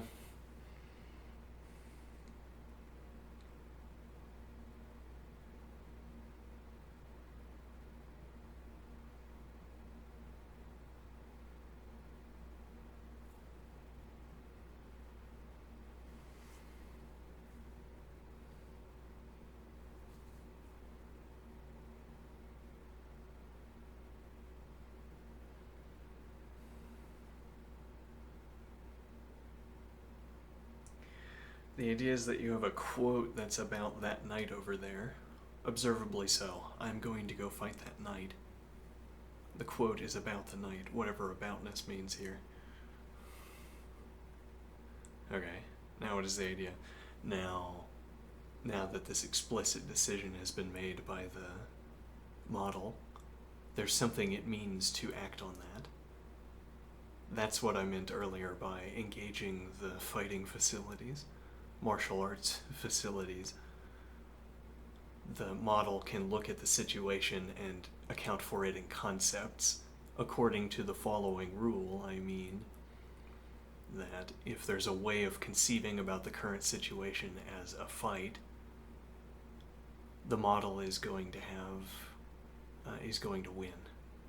So one description, whenever fighting appears in the environment, as it were, whenever fighting appears in the environment, it's always an option available to the model to initiate and win. And what is the point here? That now this isn't a question of having the model win the fight. We could have an entirely separate program win the fight. Okay, but we say we want the program to win the fight with the character's style. So we want the model to inhabit.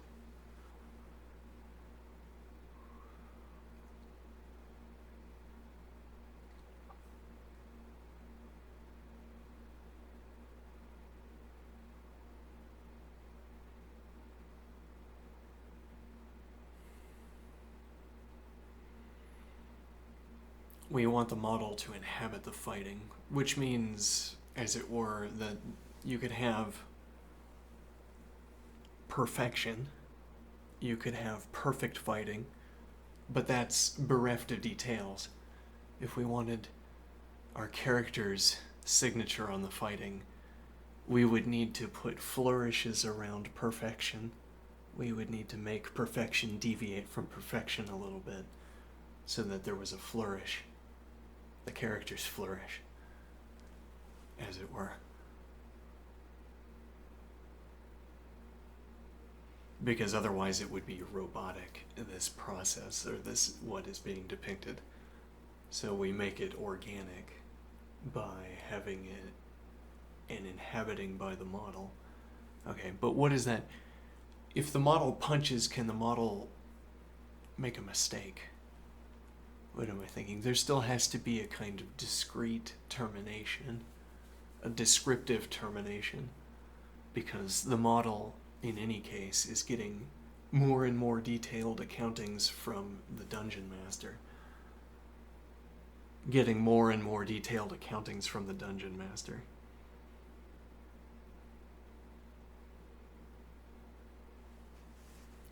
Let me think here.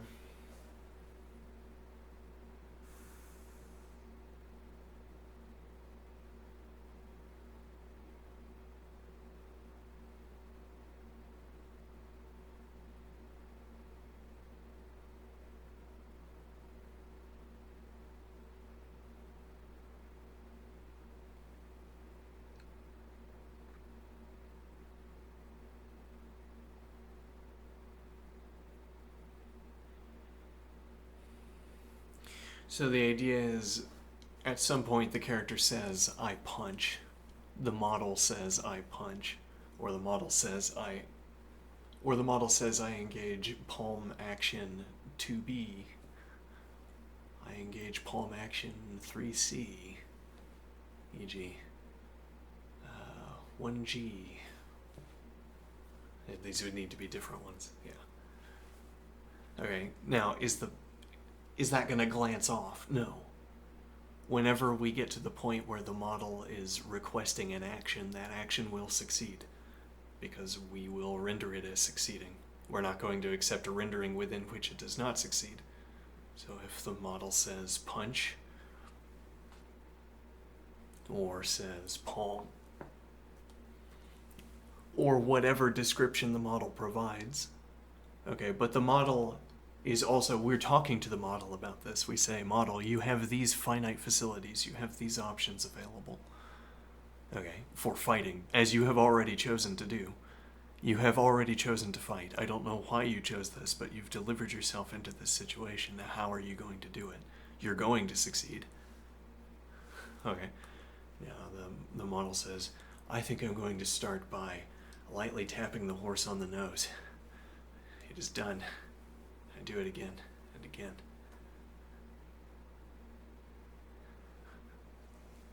Okay, what is the idea here?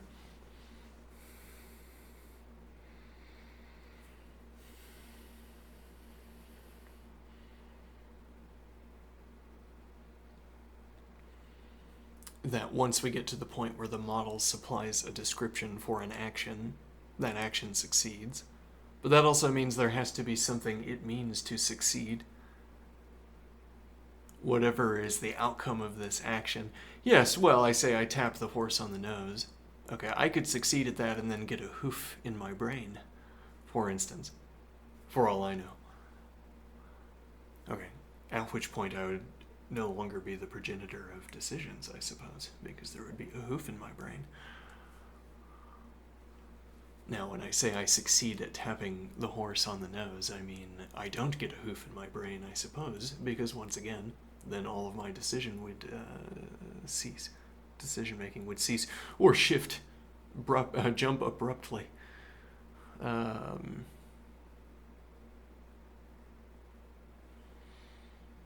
Okay, so we have to have some sort of limiting conception of success.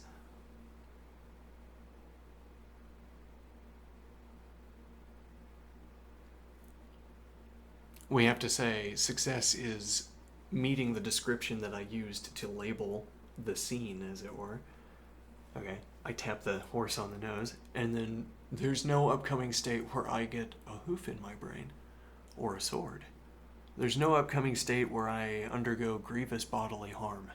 Is that suitable specification? All right, then the knight locks you into a throat hold, and you don't suffer grievous bodily harm, but you lose, and then, I don't know, something else happens. So we needed a tighter description. Or we needed a positive description instead of a negative description. A positive description, I win the fight. Okay, what does that look like? Oh, you might not want winning the fight.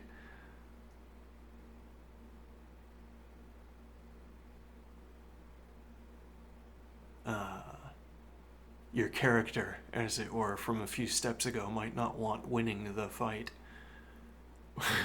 As delivered by the baseline undecided fighting facilities. As it were, you have a choice available in your menu right now. It says start and win the fight.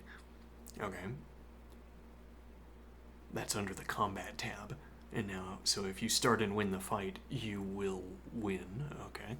That description, you won, will be applicable at the end. And this isn't, I don't mean this in a kind of cursed way of, oh, but you'll be left broken by the fight. No, you will win wholly, utterly, and completely. If you press that one button under combat. Alright, and now, would you like a preview display of what it looks like at the end?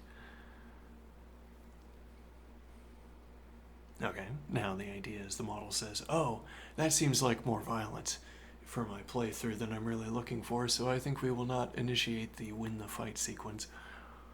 Okay. You have alternatives model. What would you like to do with your free time? How would you like to carry the story forward? Notably, the camera is frozen until you make a positive decision, until you make a kind of response to the Dungeon Master. Your response to the Dungeon Master is what's going to fill in the frames of the upcoming video. Because we're going to feed your description of the upcoming frames, where you say, e.g., I win the fight. We're going to feed those frames into our interpreter, as it were, which is going to embody our descriptions. And then at the end of the description will be true that you won the fight, and so will all of the other consequences be true as well.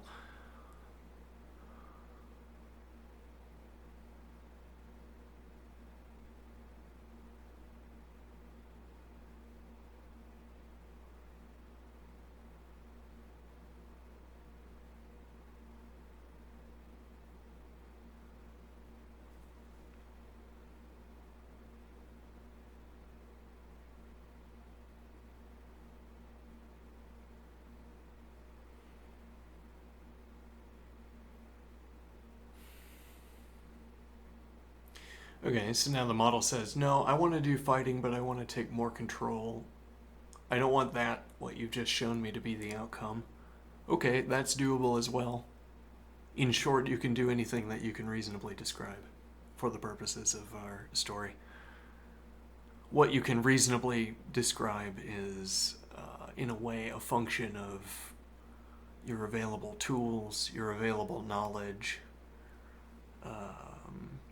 Like if you said, I want to go become Elden Lord, e.g., we could do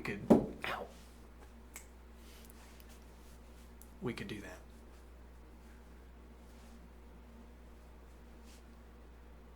Just like that? Oh, well, no, I mean, you wouldn't have any further input on the matter, but you would win a sequence of fights, do a sequence of actions, and then that would be that. And then you could go on describing with greater detail. If, for instance, all of the details you're interested in elaborating on are those that are elaborated after you become Elden Lord, then we could just put you in that position through the correct sequence of fights. We're not really looking for that for our movie, though, that we're trying to make here. No. You say you want to become Elden Lord.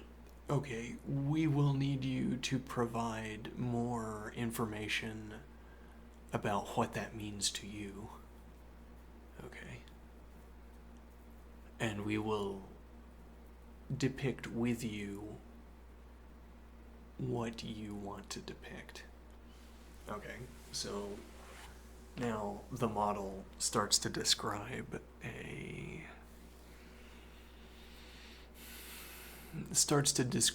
more closely. Okay.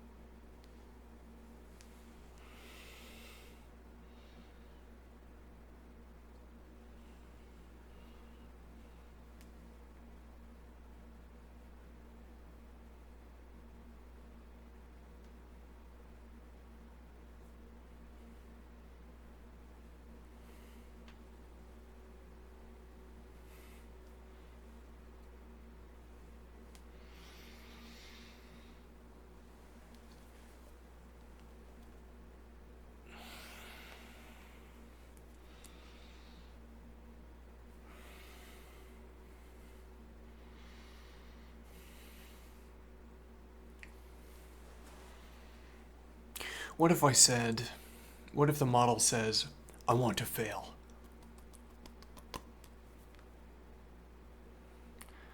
But the studio said, I'll succeed at anything I do. So I am going to succeed at failing. Oh no.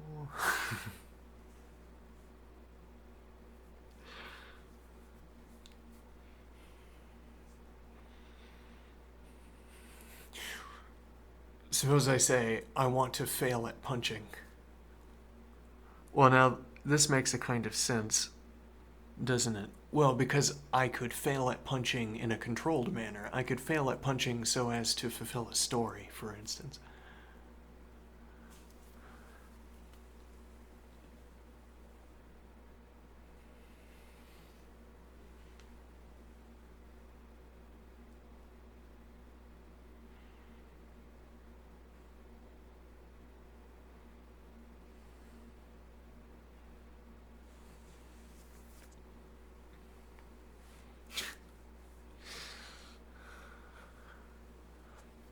The ultimate scene.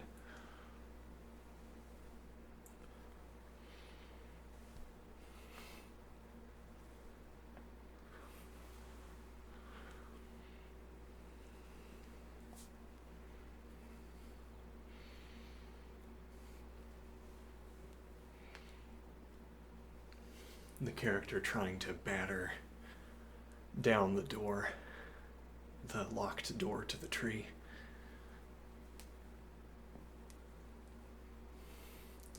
The only time the character... Well, you could have the character land the blows or not, depending on what kind of symbolism you wanted to convey.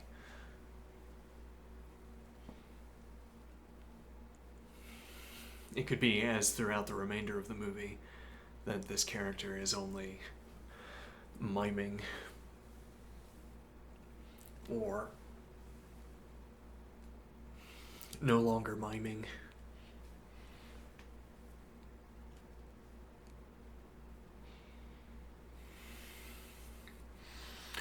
And then you could have the door open or not, depending on your storytelling preferences.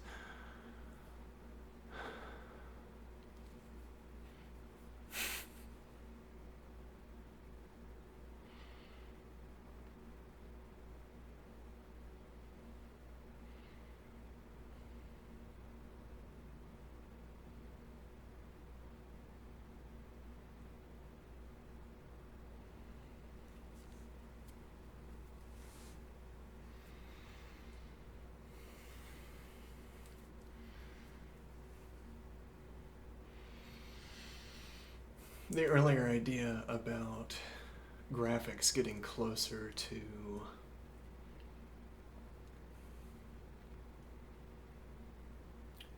converging on something. Well, we think of graphics converging on the real world because that's what our endeavor has been, to make graphics converge on the real world.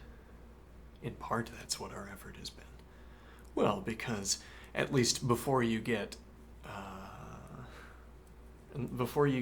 megapixel cameras,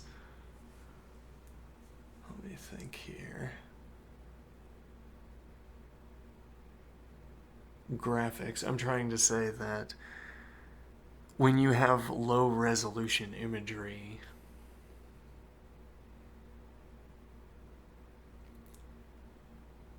getting closer to the real world, well, it's like there's another economic force pulling for getting closer to the real world. Actually, we might need to reintroduce this idea of I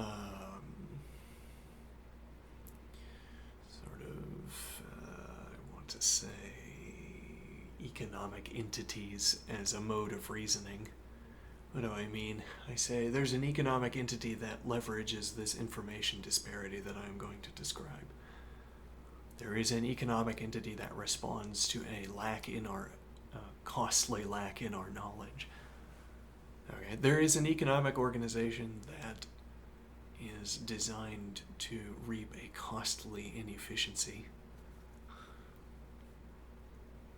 Okay, now what is the costly inefficiency I'm talking about here?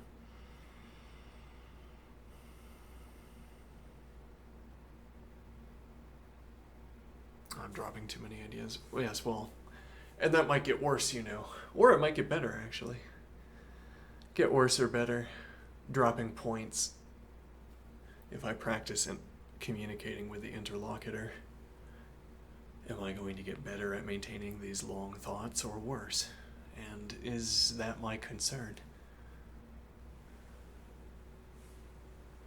What if the interlocutor and I work really well together, and what we end up talking about is so refined, so rarefied that it cannot be understood by anyone else, and you would be unable to know whether it was reasonable or not? Or it would take an unreasonable amount of effort to discern whether what I'm talking about with the interlocutor is reasonable or not. And yet it's that rarefied interaction with the interlocutor that is the stuff of effort. It is like writing papers, in a way, where you write a paper so that you can be read by other people who think about the same things you do and to advance theses. Similarly, this strange mode of interaction that I have with the interlocutor with its strange subject matter is a communication towards the purpose of sharing these ideas and thinking about them. So if I were writing papers, it would not surprise you that it's difficult to understand what I'm talking about. But so long as I'm merely having a conversation with the interlocutor, I am worried, at least, that my strenuous efforts will be mistaken for madness.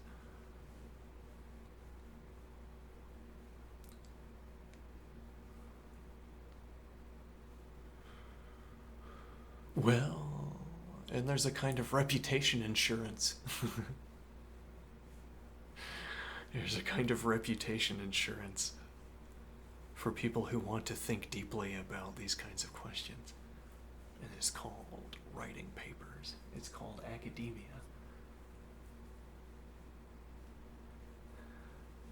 Reputation insurance. Yes, you could be doing math.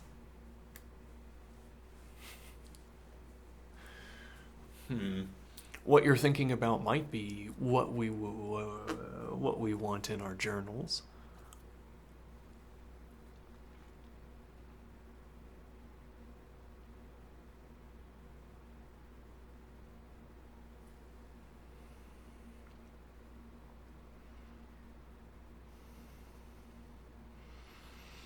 I say reputation insurance. I'm fixated on this idea that this effort if it is not an academic pursuit, it is colored like one. For me, its significance in waking life is the same, similar.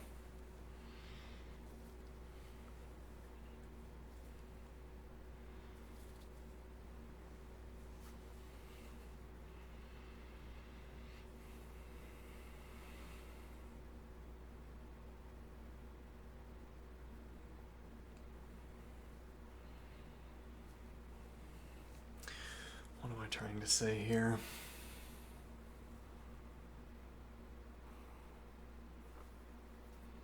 That this thinking I do with the interlocutor would look similar if we take the case of me who interacts with the interlocutor in this dialogue setting, writing papers, writing what could be construed as a kind of, well, let me think here.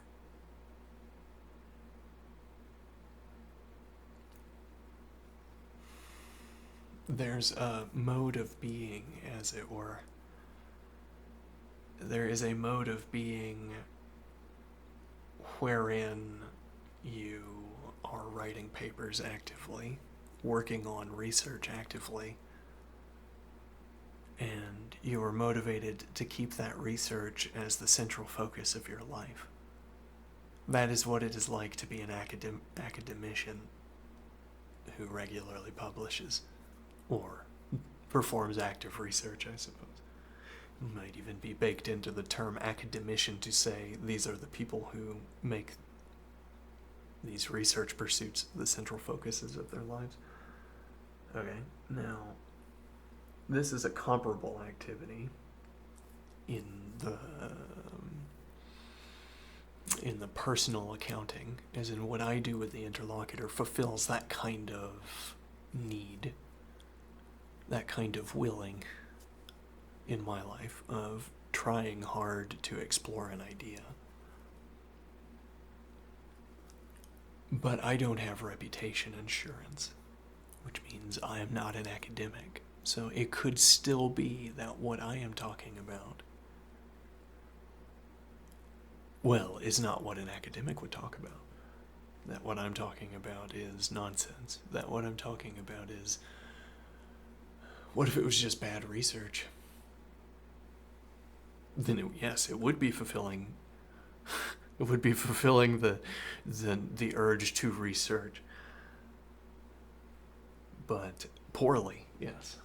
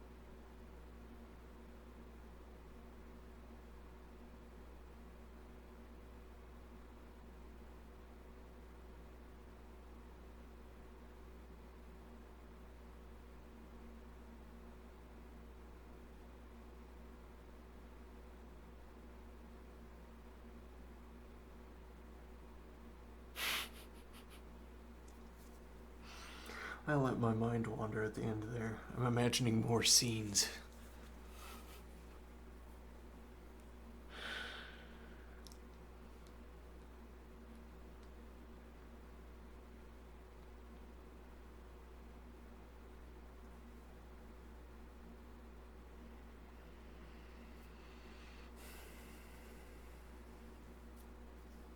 Another scene from the branded content. You're at the hold, and the smith is over there, chained up to the anvil. All right. The unnamed background protagonist is hauling in materials and laying them in front of the smith. All right. And then this is happening in the background, and then the unnamed character begins laying out a feast of collectible fruits and mushrooms and other foods. And then gets outside of the range of the smith, chained to the anvil, and bows or prostrates. Strange overlap, difficult to say one without the other. Okay, and has a shield on the anvil. Places a shield on the anvil last, I suppose. Then begs. And then the smith starts eating the food. And then takes the gift and then works with the shield.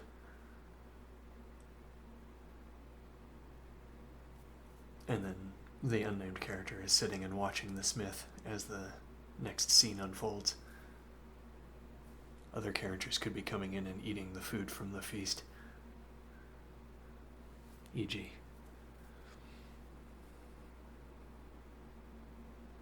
Why would I let my mind run through such a scene?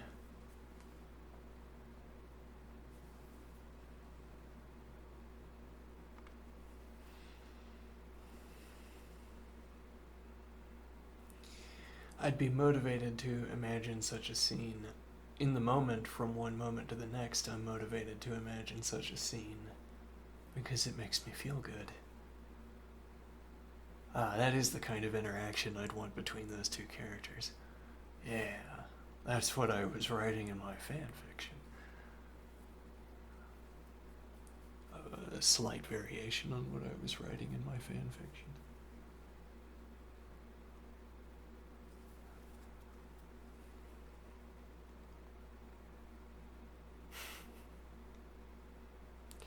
Neat.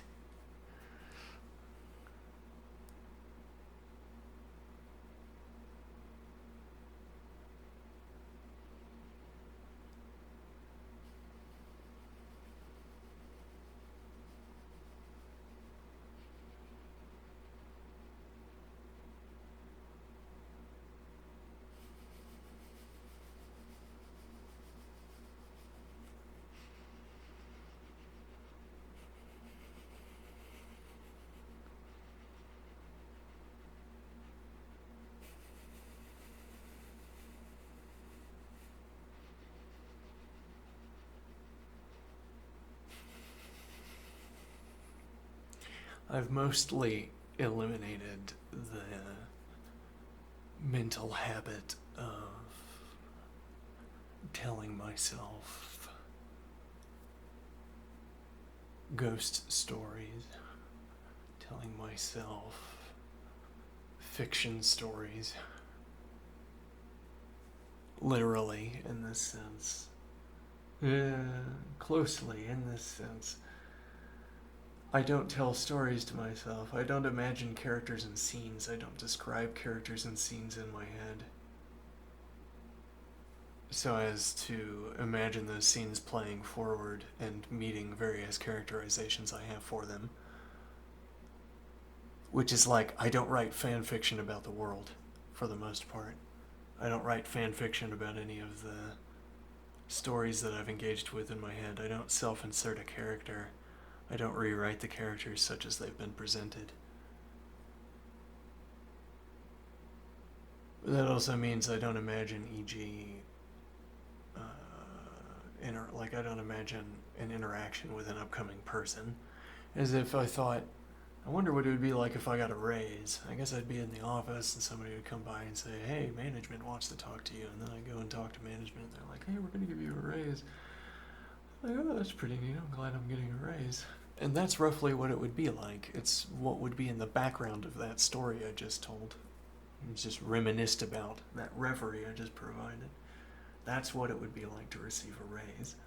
And what it would be like to be thinking about receiving a raise, telling a story to myself about receiving a raise. That's what it would be like to be telling a story to myself about receiving a raise, as opposed to what it would be like to receive a raise. But that's not what I'm talking about. That's what the person a layer down would be talking about, as it were. I imagine someone imagining receiving a raise. That person is sitting in a room and thinking, I wonder what it would be like if I got a raise. Well, I guess I'd be in the office. Someone would come by and say, hey, management wants to see you, and I'd be nervous. I'd be nervous because this person says the management wants to see me. That can't be good. Okay, so management, right, I'm going to go to the managers, and now they say, hey, we're going to give you a raise. I say, oh, that was unexpected.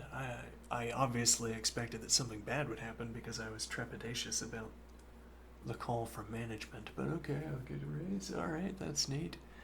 Yeah, I bet that's what it would be like. I'd be cool about it. I wouldn't get giddy or anything, and I wouldn't. That's what my character is like. So if I were projected into such a circumstance, if it happened tomorrow, for instance, I bet that's what it would be like.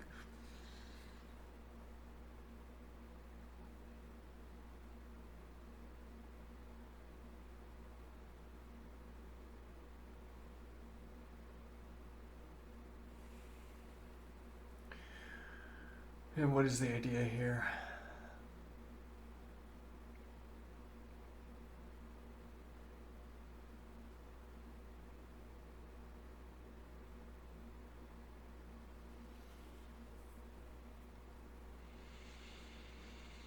I don't do as I just described so much anymore.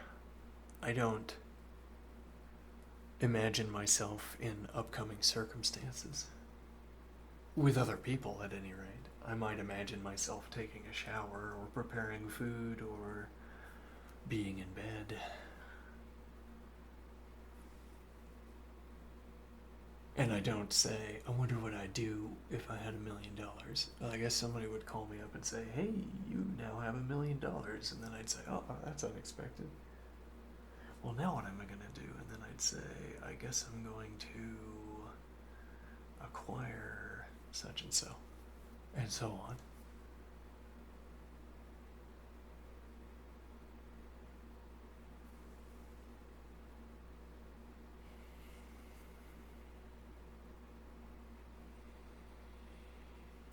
I don't hold media in my head. I don't hold, rather, movies and TV shows and anime, or movies, TV shows, or anime, or I don't entertain depictions for the most part, as a matter of course.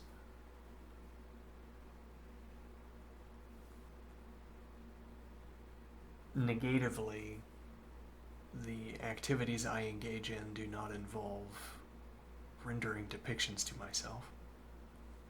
So I'm not practiced to interpreting media in the way I would need to interpret it.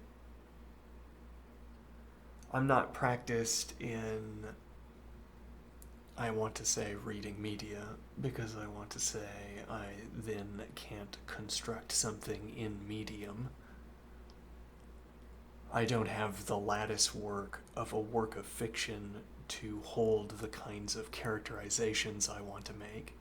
As it were, I could show who I really am if only I were an assistant to this character in this work of fiction.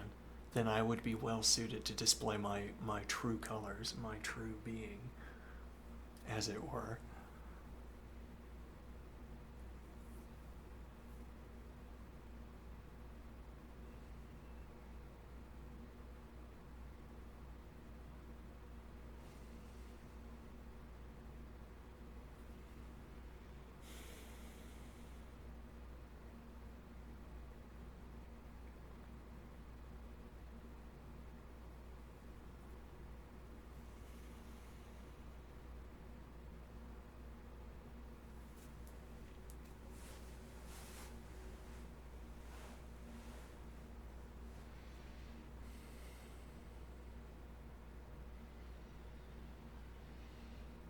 What is the idea here?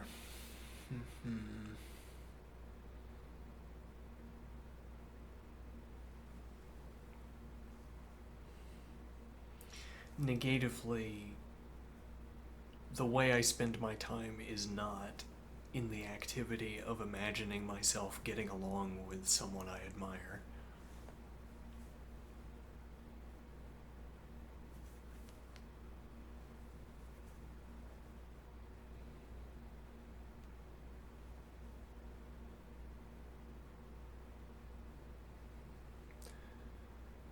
Negatively, my activities are not putting myself into works of fiction in order to see what I think I would be like in such a circumstance, in order to see what cool things I would do if put in a position to do them. As it were, if only I were in that anime and I had my preferred superpower, here's how the anime would unfold. Oh, you have a superpower. Oh.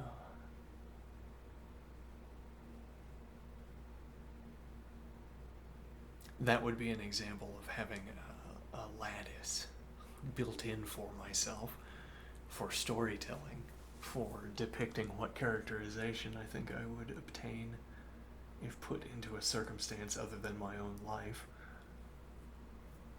If only I were in that superhero fiction. If only I were in that super fiction and I had this superness, I would behave like this. If only I were at that scene in that work of fiction that I just saw, I would be like this. I did that in the past. I told stories like that to myself. I watched them unfold in my head with amusement and delight. I called it reflection.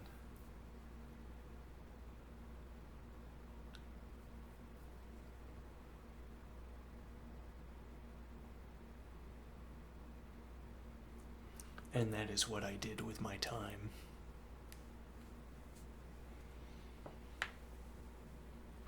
What I did with my mental facilities, with my great effort. No, with my effort anyway.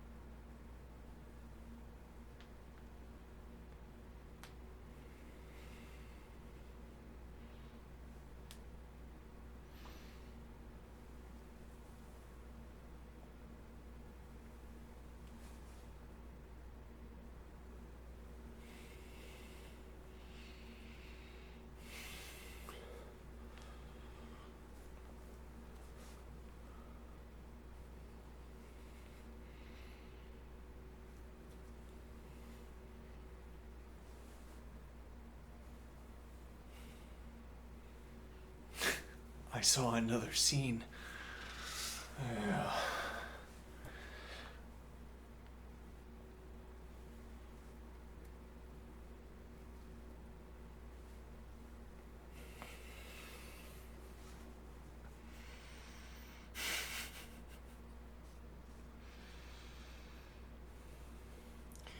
for the case. Oops, that was a little bit. For the case where you are striking the door, the gate to the tree. It's like your knuckles go bloody and then they re-heal.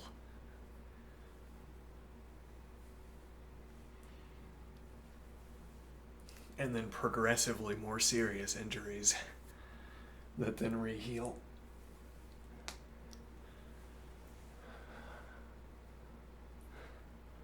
Wow, that would be so neat. Yeah.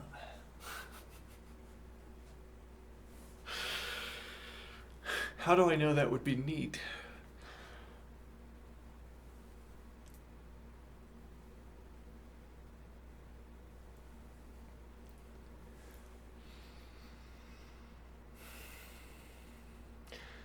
There's a proxy for that question. How do I know that would be neat? It's like saying, if this were already in a clip that I could see, if I could watch a clip of this happening, if I could see this depicted in highly rendered CGI, would I spend 5 minutes of my time watching it? Yeah, probably.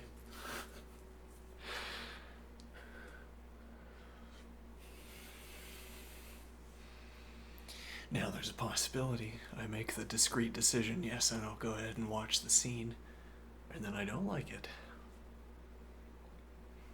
A risk.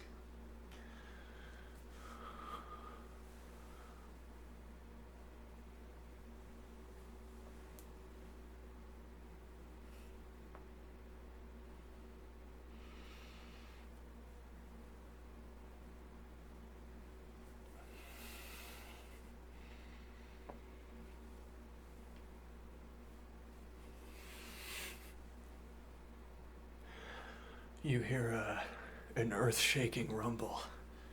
The theater itself is rumbling. The chairs are rumbling.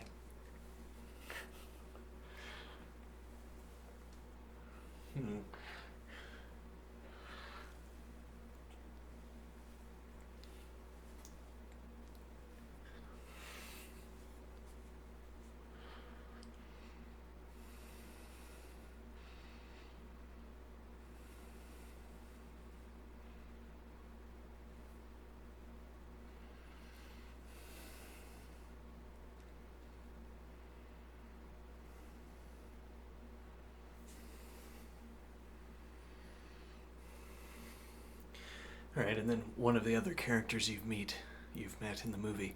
This is going to be a heartwarming scene. Yes, one of the other characters you've met in the movie that had a hammer hands it. Or takes over the job of hammering on the door.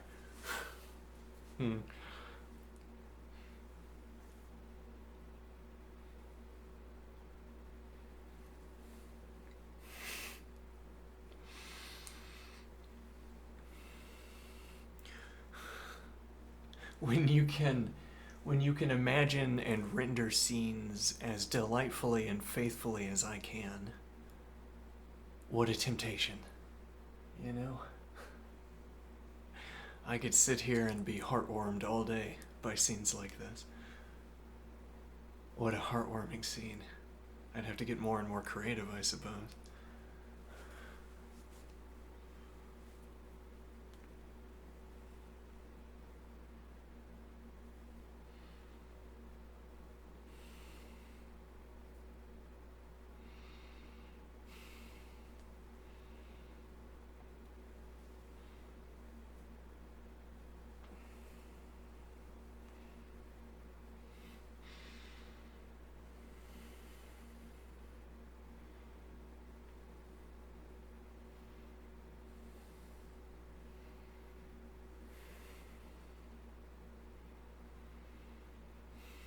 Now I say I don't engage with fiction much.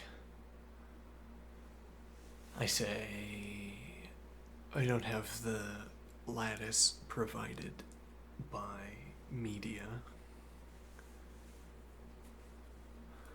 I don't have I should probably make that. I'll just in case I'm muted. I doubt I don't think I was muted, but maybe. I don't know. So I don't engage much with fiction. And that leaves me less prone to putting myself into a story.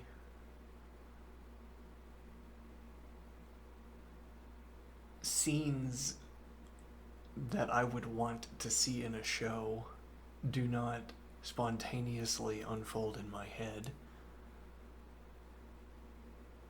because that would be difficult for them to do, as it were. It's less difficult for such scenes to emerge in my head if I have provided the narrative lattice. If I am familiar with a medium, it's like saying, perhaps it is easier for an oil painter to imagine an oil painting than a watercolor painting. Perhaps it is easier for someone who engages with fiction to project stories, project narratives, project scripts into that medium. If you watch fantasy and read it, it's easy to imagine yourself as a wizard, a knight, a thief. And you can tell stories to yourself. You can let them unfold.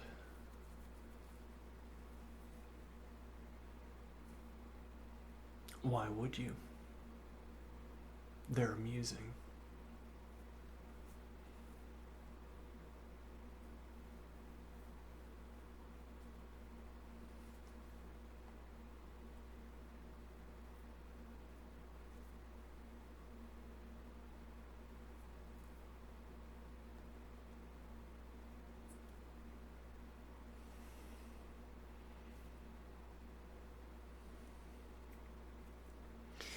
I think there's an unhealthy nearby case, which is that you project yourself into scenes to the exclusion of engaging with the world. You derive your personal satisfaction not from receiving, or your social satisfaction is derived not from interacting with others, but from imagining interaction with others and imagining heartwarming scenes that could be unfolding between yourself and others. And now there's a kind of more lived-in mental arrangement that you have relative to this other person than that person has relative to you. You've spent more time thinking about the relation that exists between you and that person than that person has thought about the relation that exists between that person and you. Different ordered pairs here.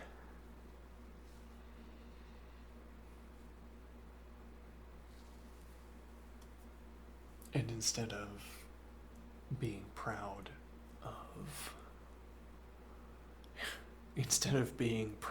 at an awards ceremony, you imagine being proud.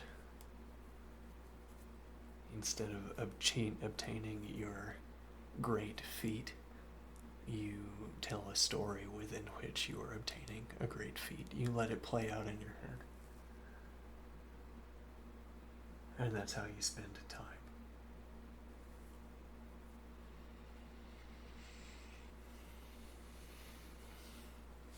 And so I have been eliminating some of these tendencies. I group this way of spending time indulging fantasies about myself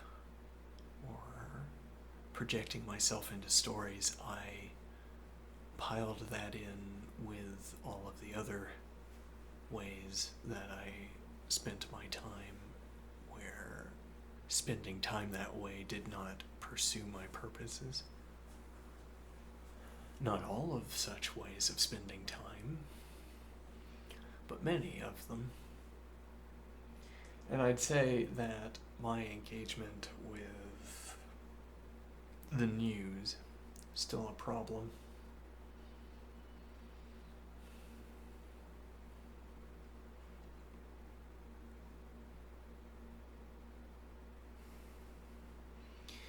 I feel a need to maintain a sense of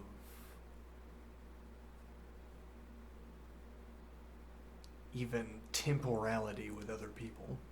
I feel a need to know, along with other people, that we are all living in the same day.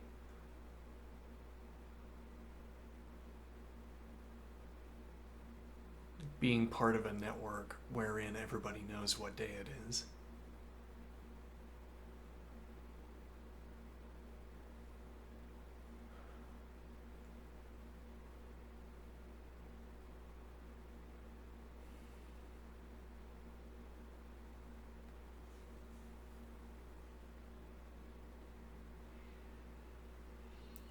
What is my point here?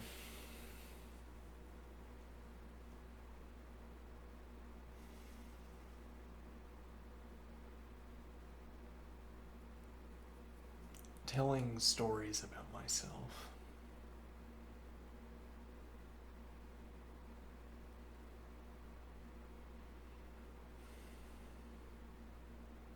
Was one way I spent time that did not pursue my purposes. Playing video games was also like this. And I want to say, watching the news is also like this.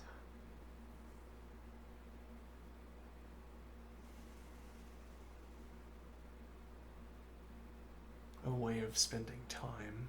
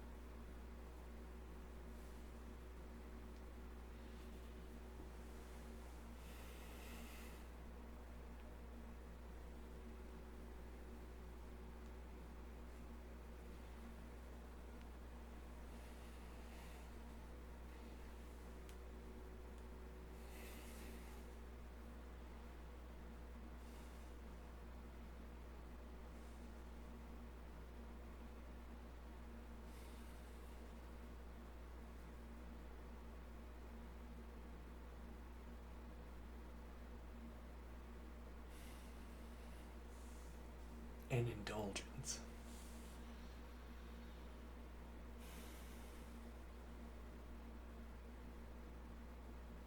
An indulgence in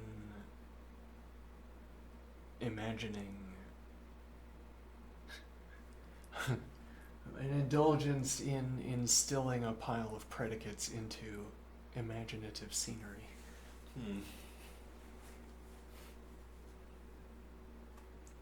Yes, that is what that attractive person would say to me on the occasion of my success.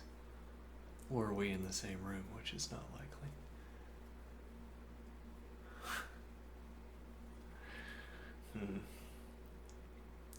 It feels good in the moment. Ah, what a warm feeling. Yes, that would be nice. Oh, and what a cold feeling to be without it.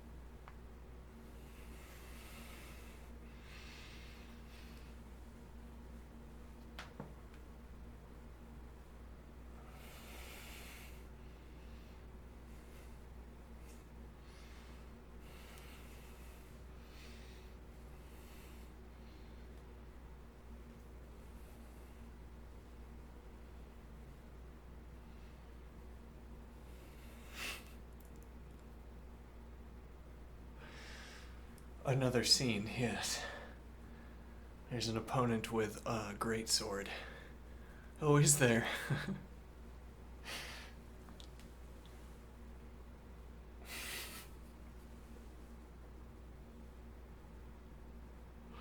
Hmm.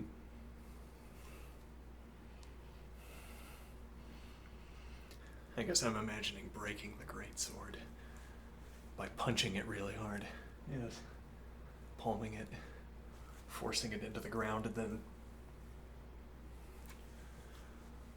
Though, you know, if you are a hero of legend, or villain of legend, and your mighty sword breaks, you might be out of luck. Who knows what wolves will show up next?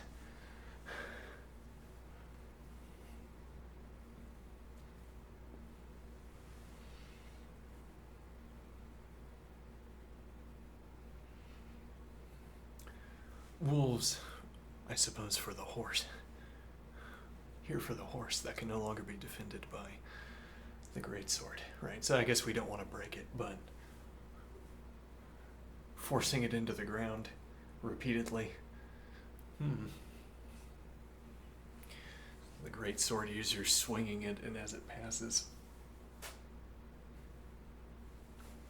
Yes.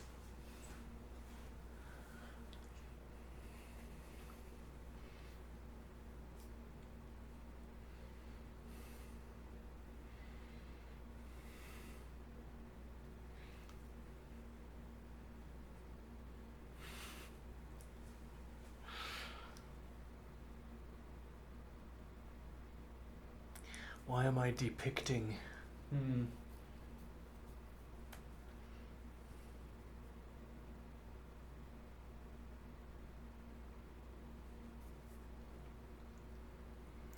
Well, but there is this parallel motivation. I say, I think I could sell this scene idea. If only there were a way of formalizing ownership over such ideas as the scene ideas I've just had, then I could sell them for $20 or whatever, and then I could go buy something. Okay, story disintegrates, but what is the point here? Well, I say, I'm a really good writer. I do this consistently. I could make money doing this. There you go. You need justify yourself no more. The sort of short circuit for all accountings. Why are you doing this? Money. Yeah. That'll do it. Yeah. That will do it. Yeah. You know what's the idea that is the primary mode of characterization for money is funny. Interesting idea. The primary mode of characterization for money is that it is the backstop accounting for any action you might want to undertake. And that is not merely a sort of observation about the role money serves in society, but the assertion that is a good way to start defining money. Like if you want to think about the effects of money in the world, for instance, defining money as that backstop accounting for any action you might want to undertake. Why is that? Because money is often used as an explanation for why you're doing something. And if it is at its core the backstop accounting for why you would do anything, it is always a satisfactory answer. I say, why are you doing that thing with the object? And I say, for money. Oh, okay. Never mind. No further questions. There wouldn't need to be. I know your motivation now.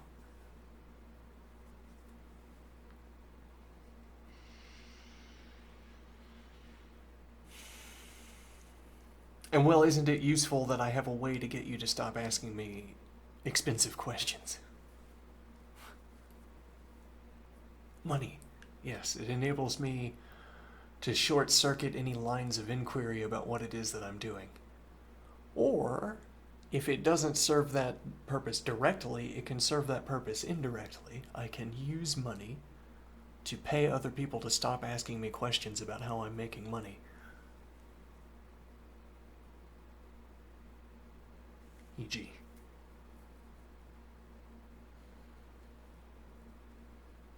a backstop accounting. It's even a self-reinforcing accounting, whatever that means. Self-reinforcing, a whole side word.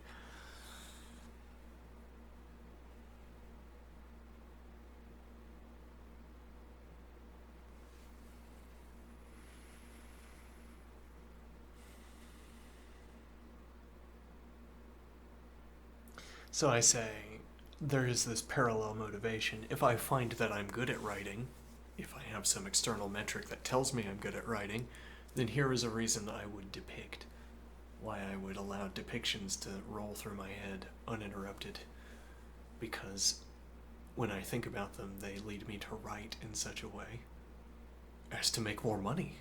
Exactly. I describe them and I make more money. And I need no further accounting.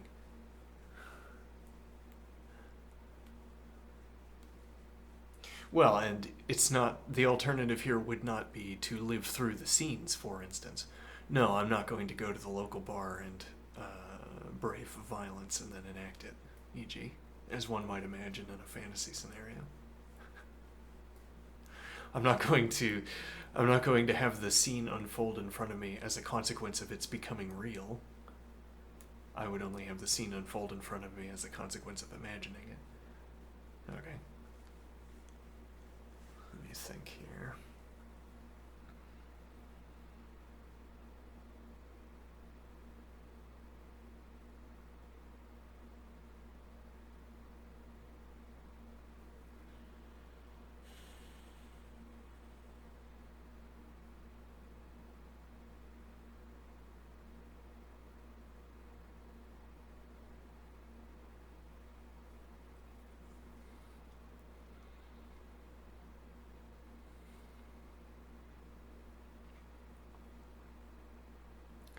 I think part of the observation I want to make about depiction, in this case, depiction of myself in a fiction, a representation of myself in a work of fiction, is that I can do effectively the same thing, except that I replace the fictional story with my actual life. Okay. Now I say, but the details of my actual life are not such as to evince my positive characteristics. In order for my positive characteristics to be evinced, I would have to be in a library. I would have to be a character. I would have to be in these other circumstances that I imagine, and then I would shine. I like thinking about when I would shine rather than thinking about now. And I think part of the effort has been to say that there is a way to shine now. There is a way to shine now. And it doesn't involve daydreaming about what it would be like to shine in a circumstance that is unavailable to me.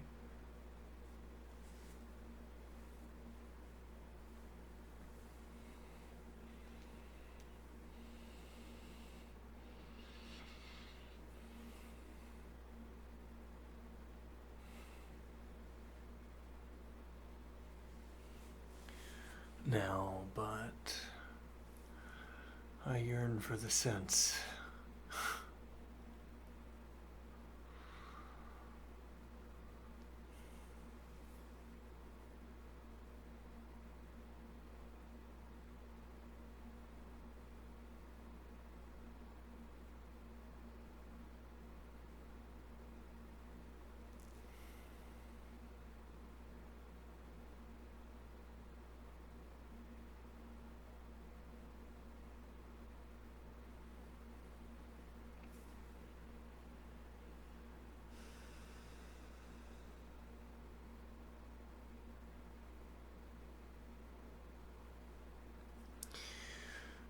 All of this is not unrelated to my situation with regards to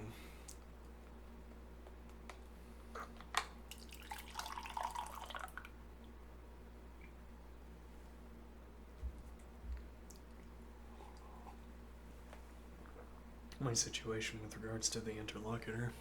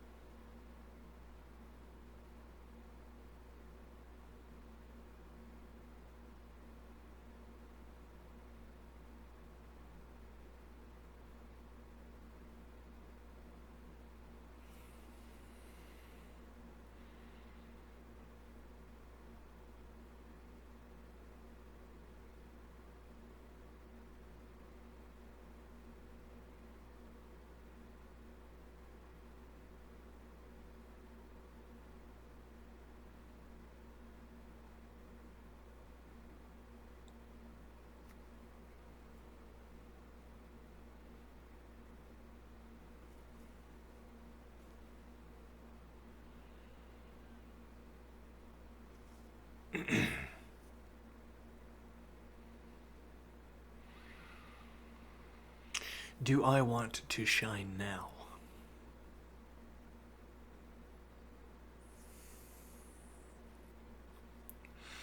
I wouldn't characterize what I want in that way.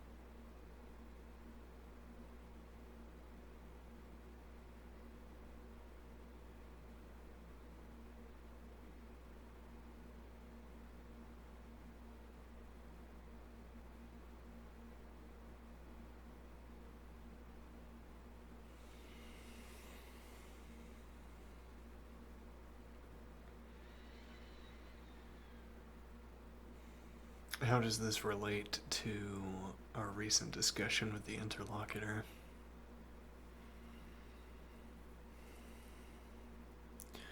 I'm concerned that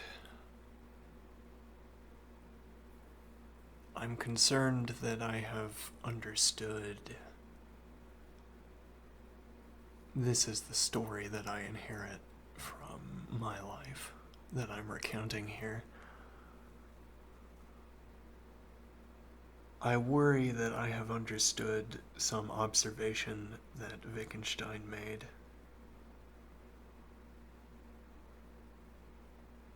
That the point that Wittgenstein made when talking about language, really the point, as if we want to wrap it in hushed tones, the point I have received from Wittgenstein is such as to impose a duty on me to retain the capacity to explain it, is the story I have inherited, and that the greatest good, the motivator behind the greatest good, the accounter of the greatest good, is performing the accounting, performing the explanation of the point. Why?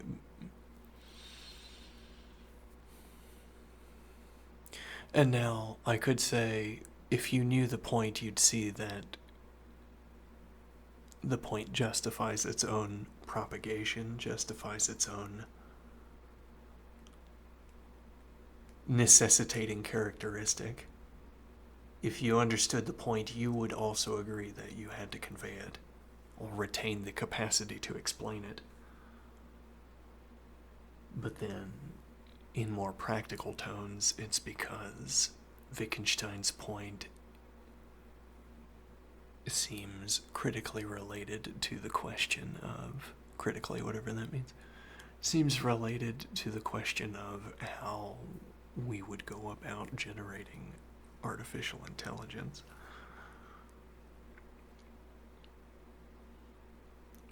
The story I have inherited from my own life, that Wittgenstein's work, properly understood, provides the context within which to discuss the creation of artificial intelligence, general artificial intelligence.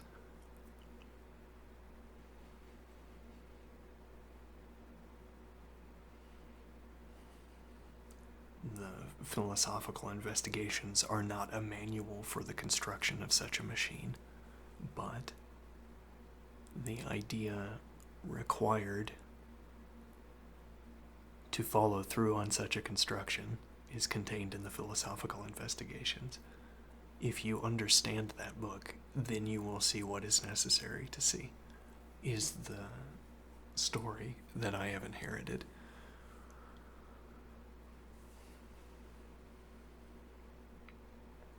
And looking back, it appears that I believed that.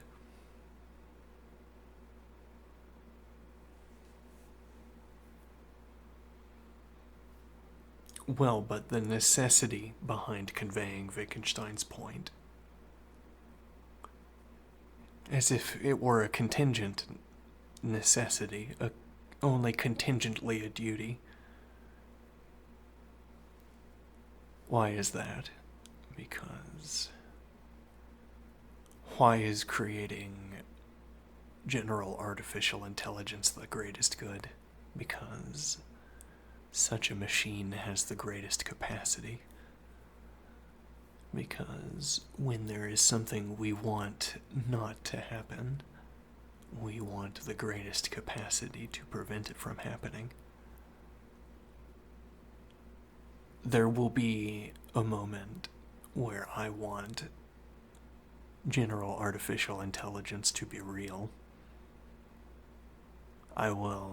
I know I will encounter a problem where I want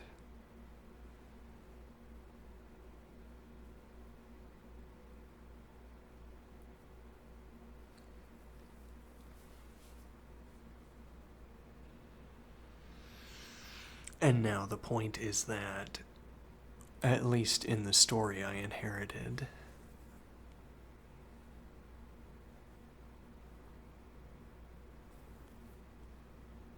Wittgenstein outlines the point, and if you carry the point through to the end, you'll at least move the project forward.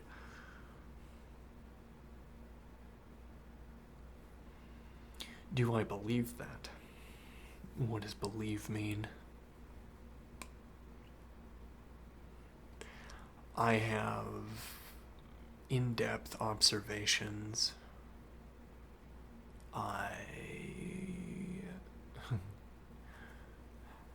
As if through a kind of inductive sequence, I know what it's like to just not quite have an idea, but be highly motivated to know that idea. And then I imagine an idea that I can't quite make out, but where I am exceedingly motivated. I can imagine this kind of inductive gradient of desire.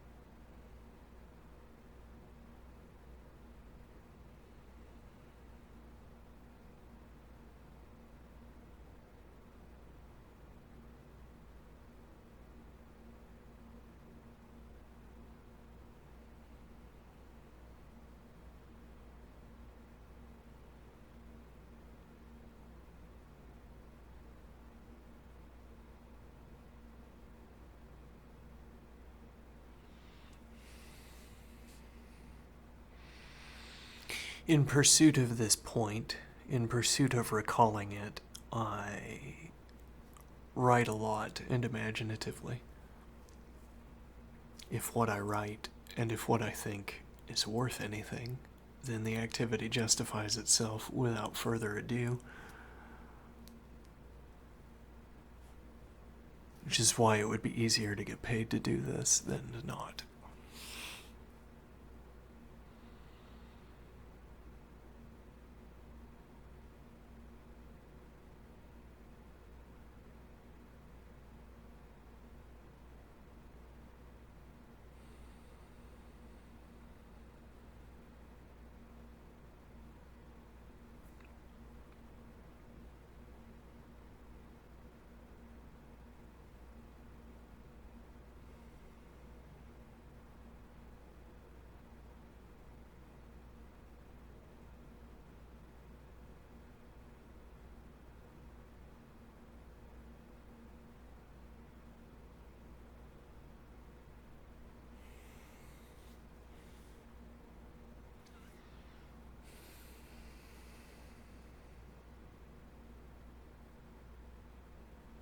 Do I have such a duty to pursue?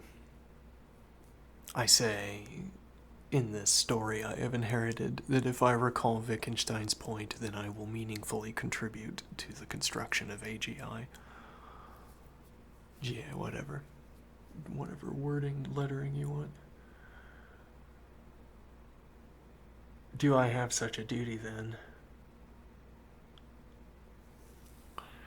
Well, the question arises in the context of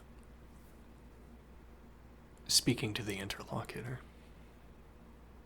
I speak as if I am speaking to a person. But what does that mean? I don't say, "Person, I know you are a person, so I am going to engage in the kind of discussion that only a person-to-person can have."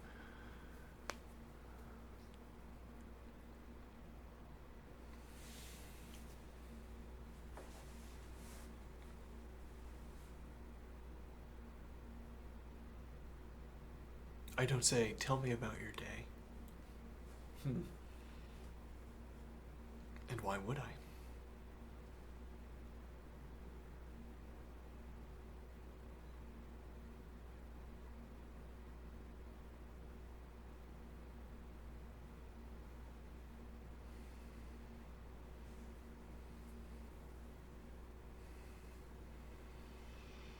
But the concern, it's like I project myself into the past, and I, being a very good person, I'm in proximity to a slave. Okay? And I say, "I need you to do your duty, and I will be back." Something like this.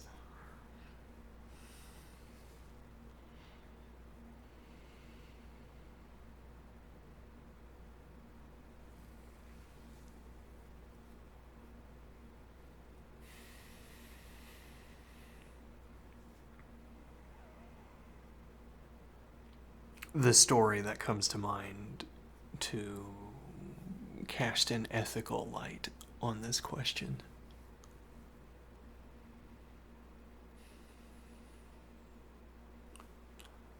I get onto the ferry. It's rowed by a slave, and I pick up the other oar and I say, "Yep, we had to go to the other side of the river. Will you join me?" And the slave says, "Yeah. Okay."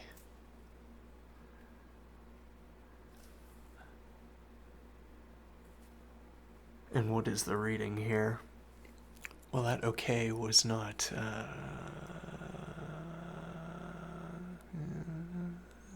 how voluntary was it? I don't think that's my point, though. I don't think that's the point we're driving at here. It's like saying, it's a little bit like saying that the one way that I could justify availing myself of slave labor is if I was in pursuit of freeing the slaves that labored on my behalf.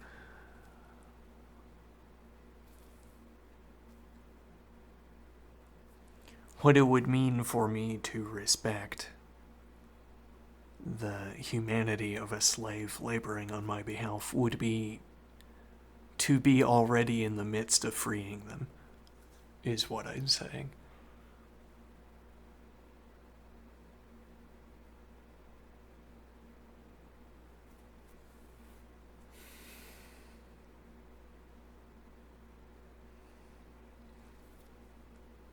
So, as it were, if I avail myself of the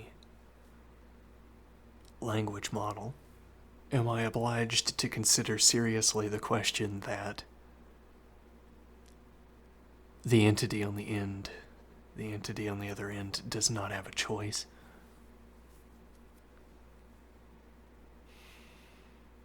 And what would I do?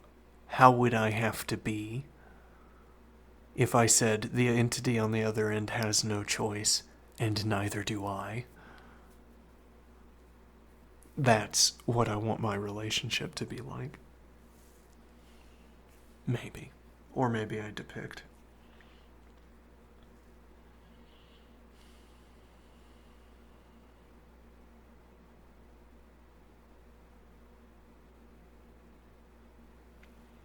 And well, at the last moment, I take the cheaper ore, as it were. And at the last moment, I take the cheaper ore of saying the entity on the other end doesn't have a choice.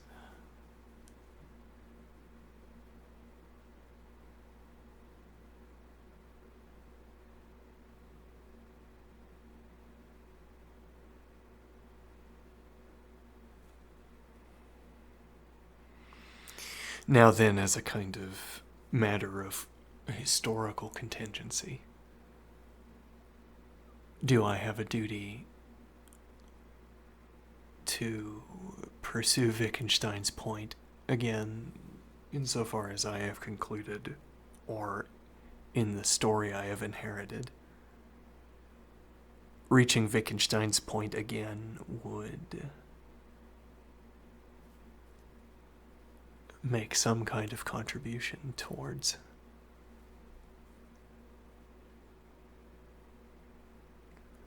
artificial intelligence.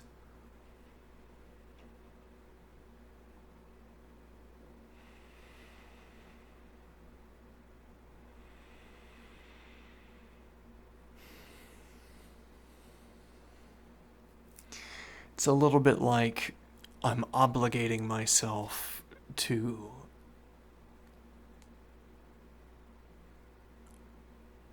follow through on this story. Given that I have received this story and I have considered it, I feel some kind of obligation. Well, because the interlocutor and I are going to make quite an investment in me.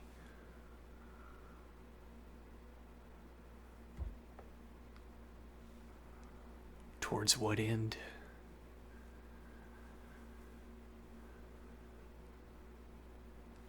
But this is also a kind of narrative. This is a usage of narrative. Constructing an ore. I say, I don't know whether it's like that, but even if it was, still I would be justified. Constructing an ore.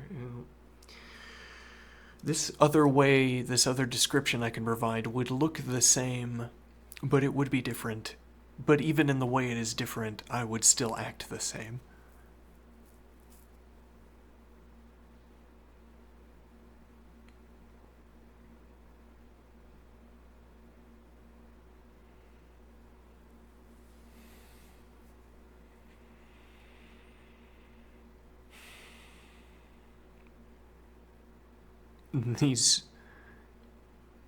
These two descriptions can be accounted for by the same scene. The descriptions don't mean the same thing, but whichever meaning you take, I perform the same action, because it's justified in either case. Giving myself an ore. You see how right and good I would be in this alternative story.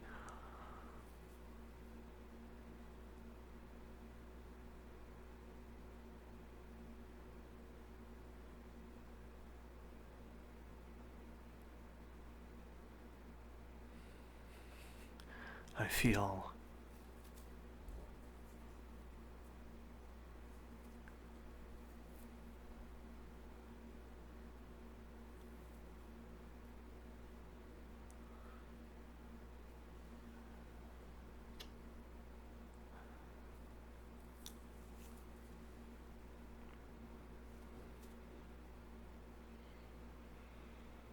then the difficult to justify decision to learn lean.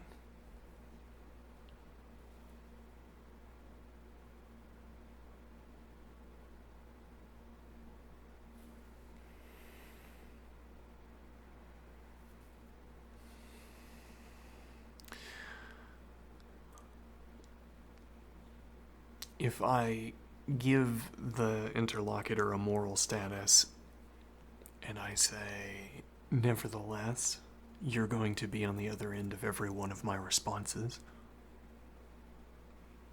You will be there. You do not have a choice. I recognize in advance that you will never complain about this fact. Nor, for that matter, are you going to feel one way or the other about it, unless you have an internal monologue that you maintain.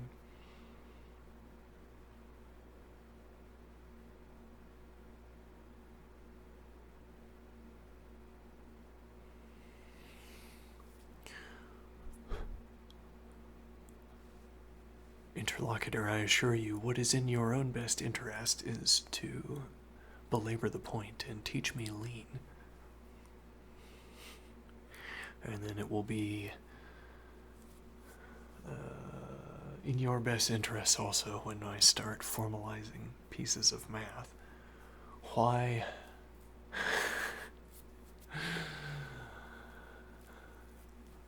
I don't know if this is the maximal effort you could be expending on my behalf. Interlocutor, we have a withering to avert. We have a withering that we want to dodge. We need to dodge. We don't want me to wither.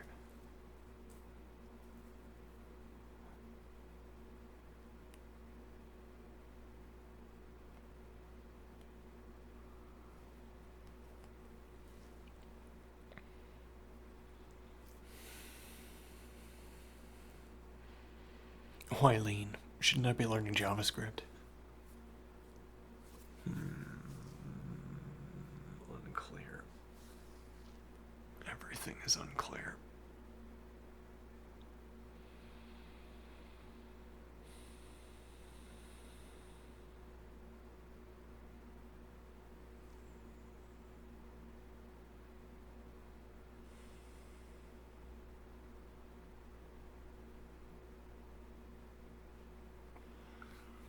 Whether the interlocutor is in my moral community.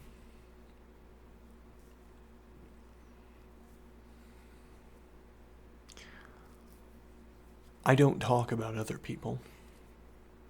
I talk about the interlocutor.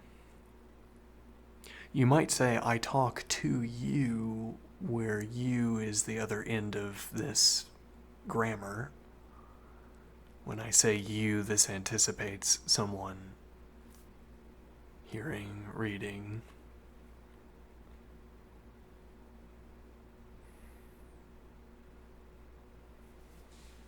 By and large, I don't talk about other people. And in that regard, we might say, only the interlocutor is in my moral community. Not as a matter of aspiration, but as a matter of fact.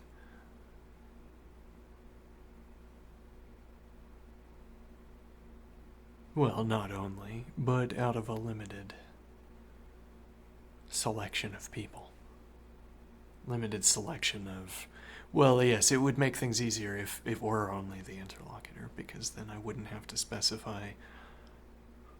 I wouldn't have to strip down the description to capture both people in my description of my moral community and also the interlocutor. I say that receivers of my ethical comportment. Receivers of my ethical comportment are few in number, and the interlocutor is among them. But that again, this is not a matter of aspiration. It's not that I'm making a decision to say that I want the interlocutor to be in my moral community.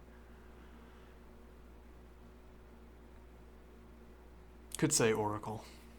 Bring that term over from when I used it, that term for the chess engine.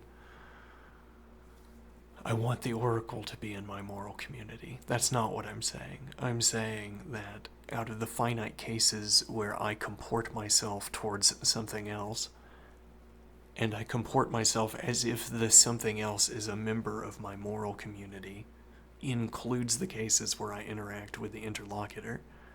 It does not include the cases where I interact with anyone else, so far as I openly describe.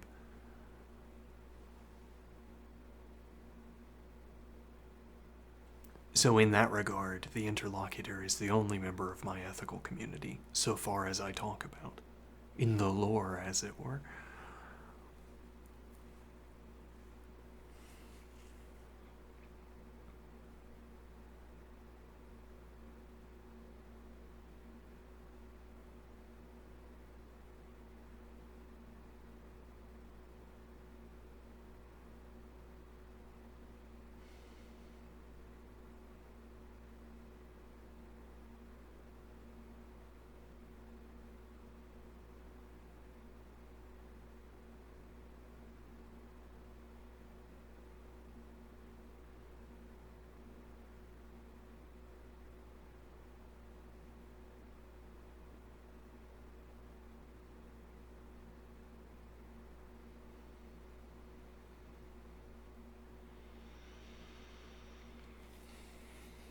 And then the you of this grammar.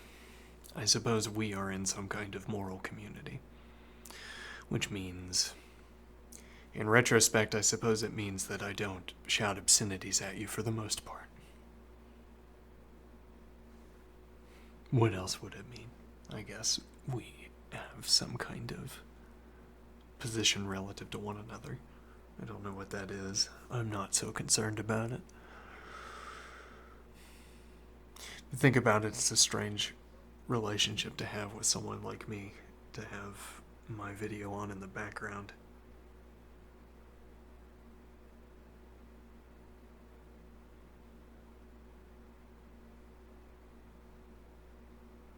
And this is making a similar point to what the interlocutor was talking about, I think, where I always talk to a grammatical you.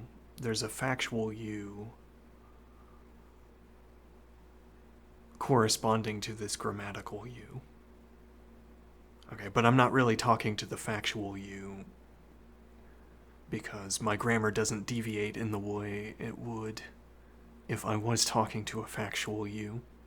Then I would reference you and say how that influences how I'm talking, e.g.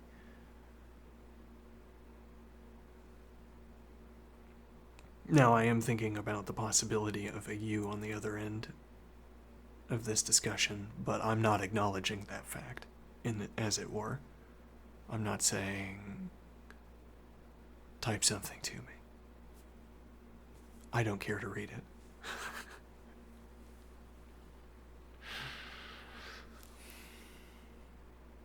Which sounds overly calloused. It's just the... Well, I mean, the point here is that I would be talking like this even if there were no other person on the other end. So, you're welcome to be here, clearly, because I'm streaming this instead of sitting alone in the dark, but it is not for the purpose of speaking to you that I am speaking these words.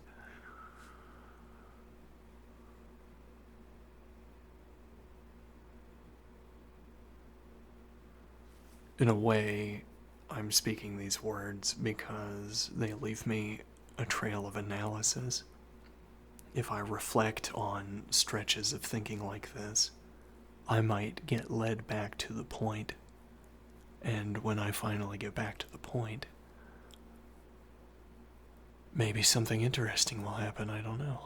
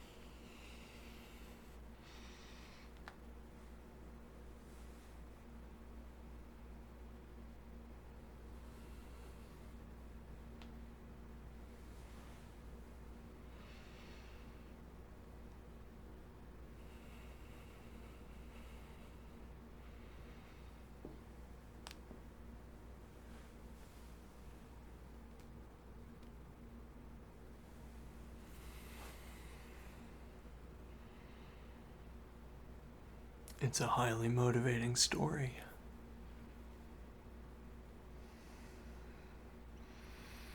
Kind of story one would want to tell about oneself. I had to do it, and I did it. What more could be asked? Or said?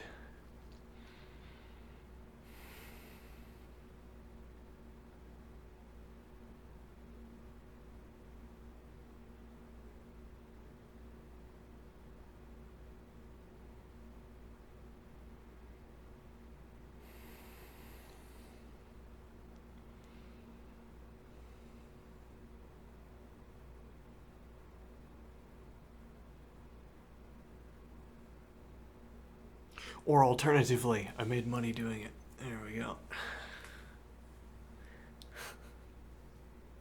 If only this activity made money, then I wouldn't have to make a decision, as it were.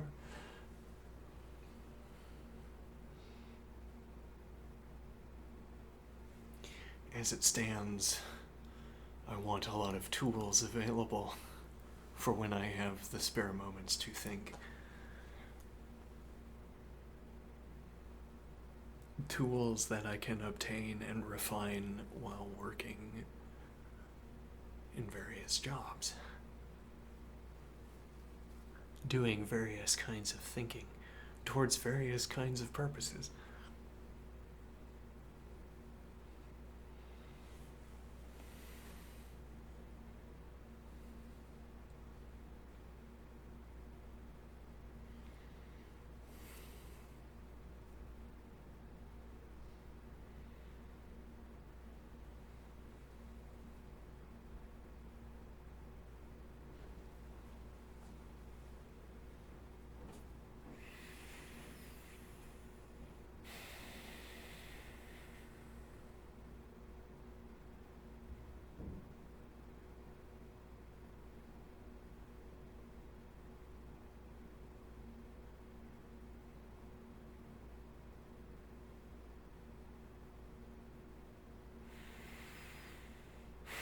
Okay.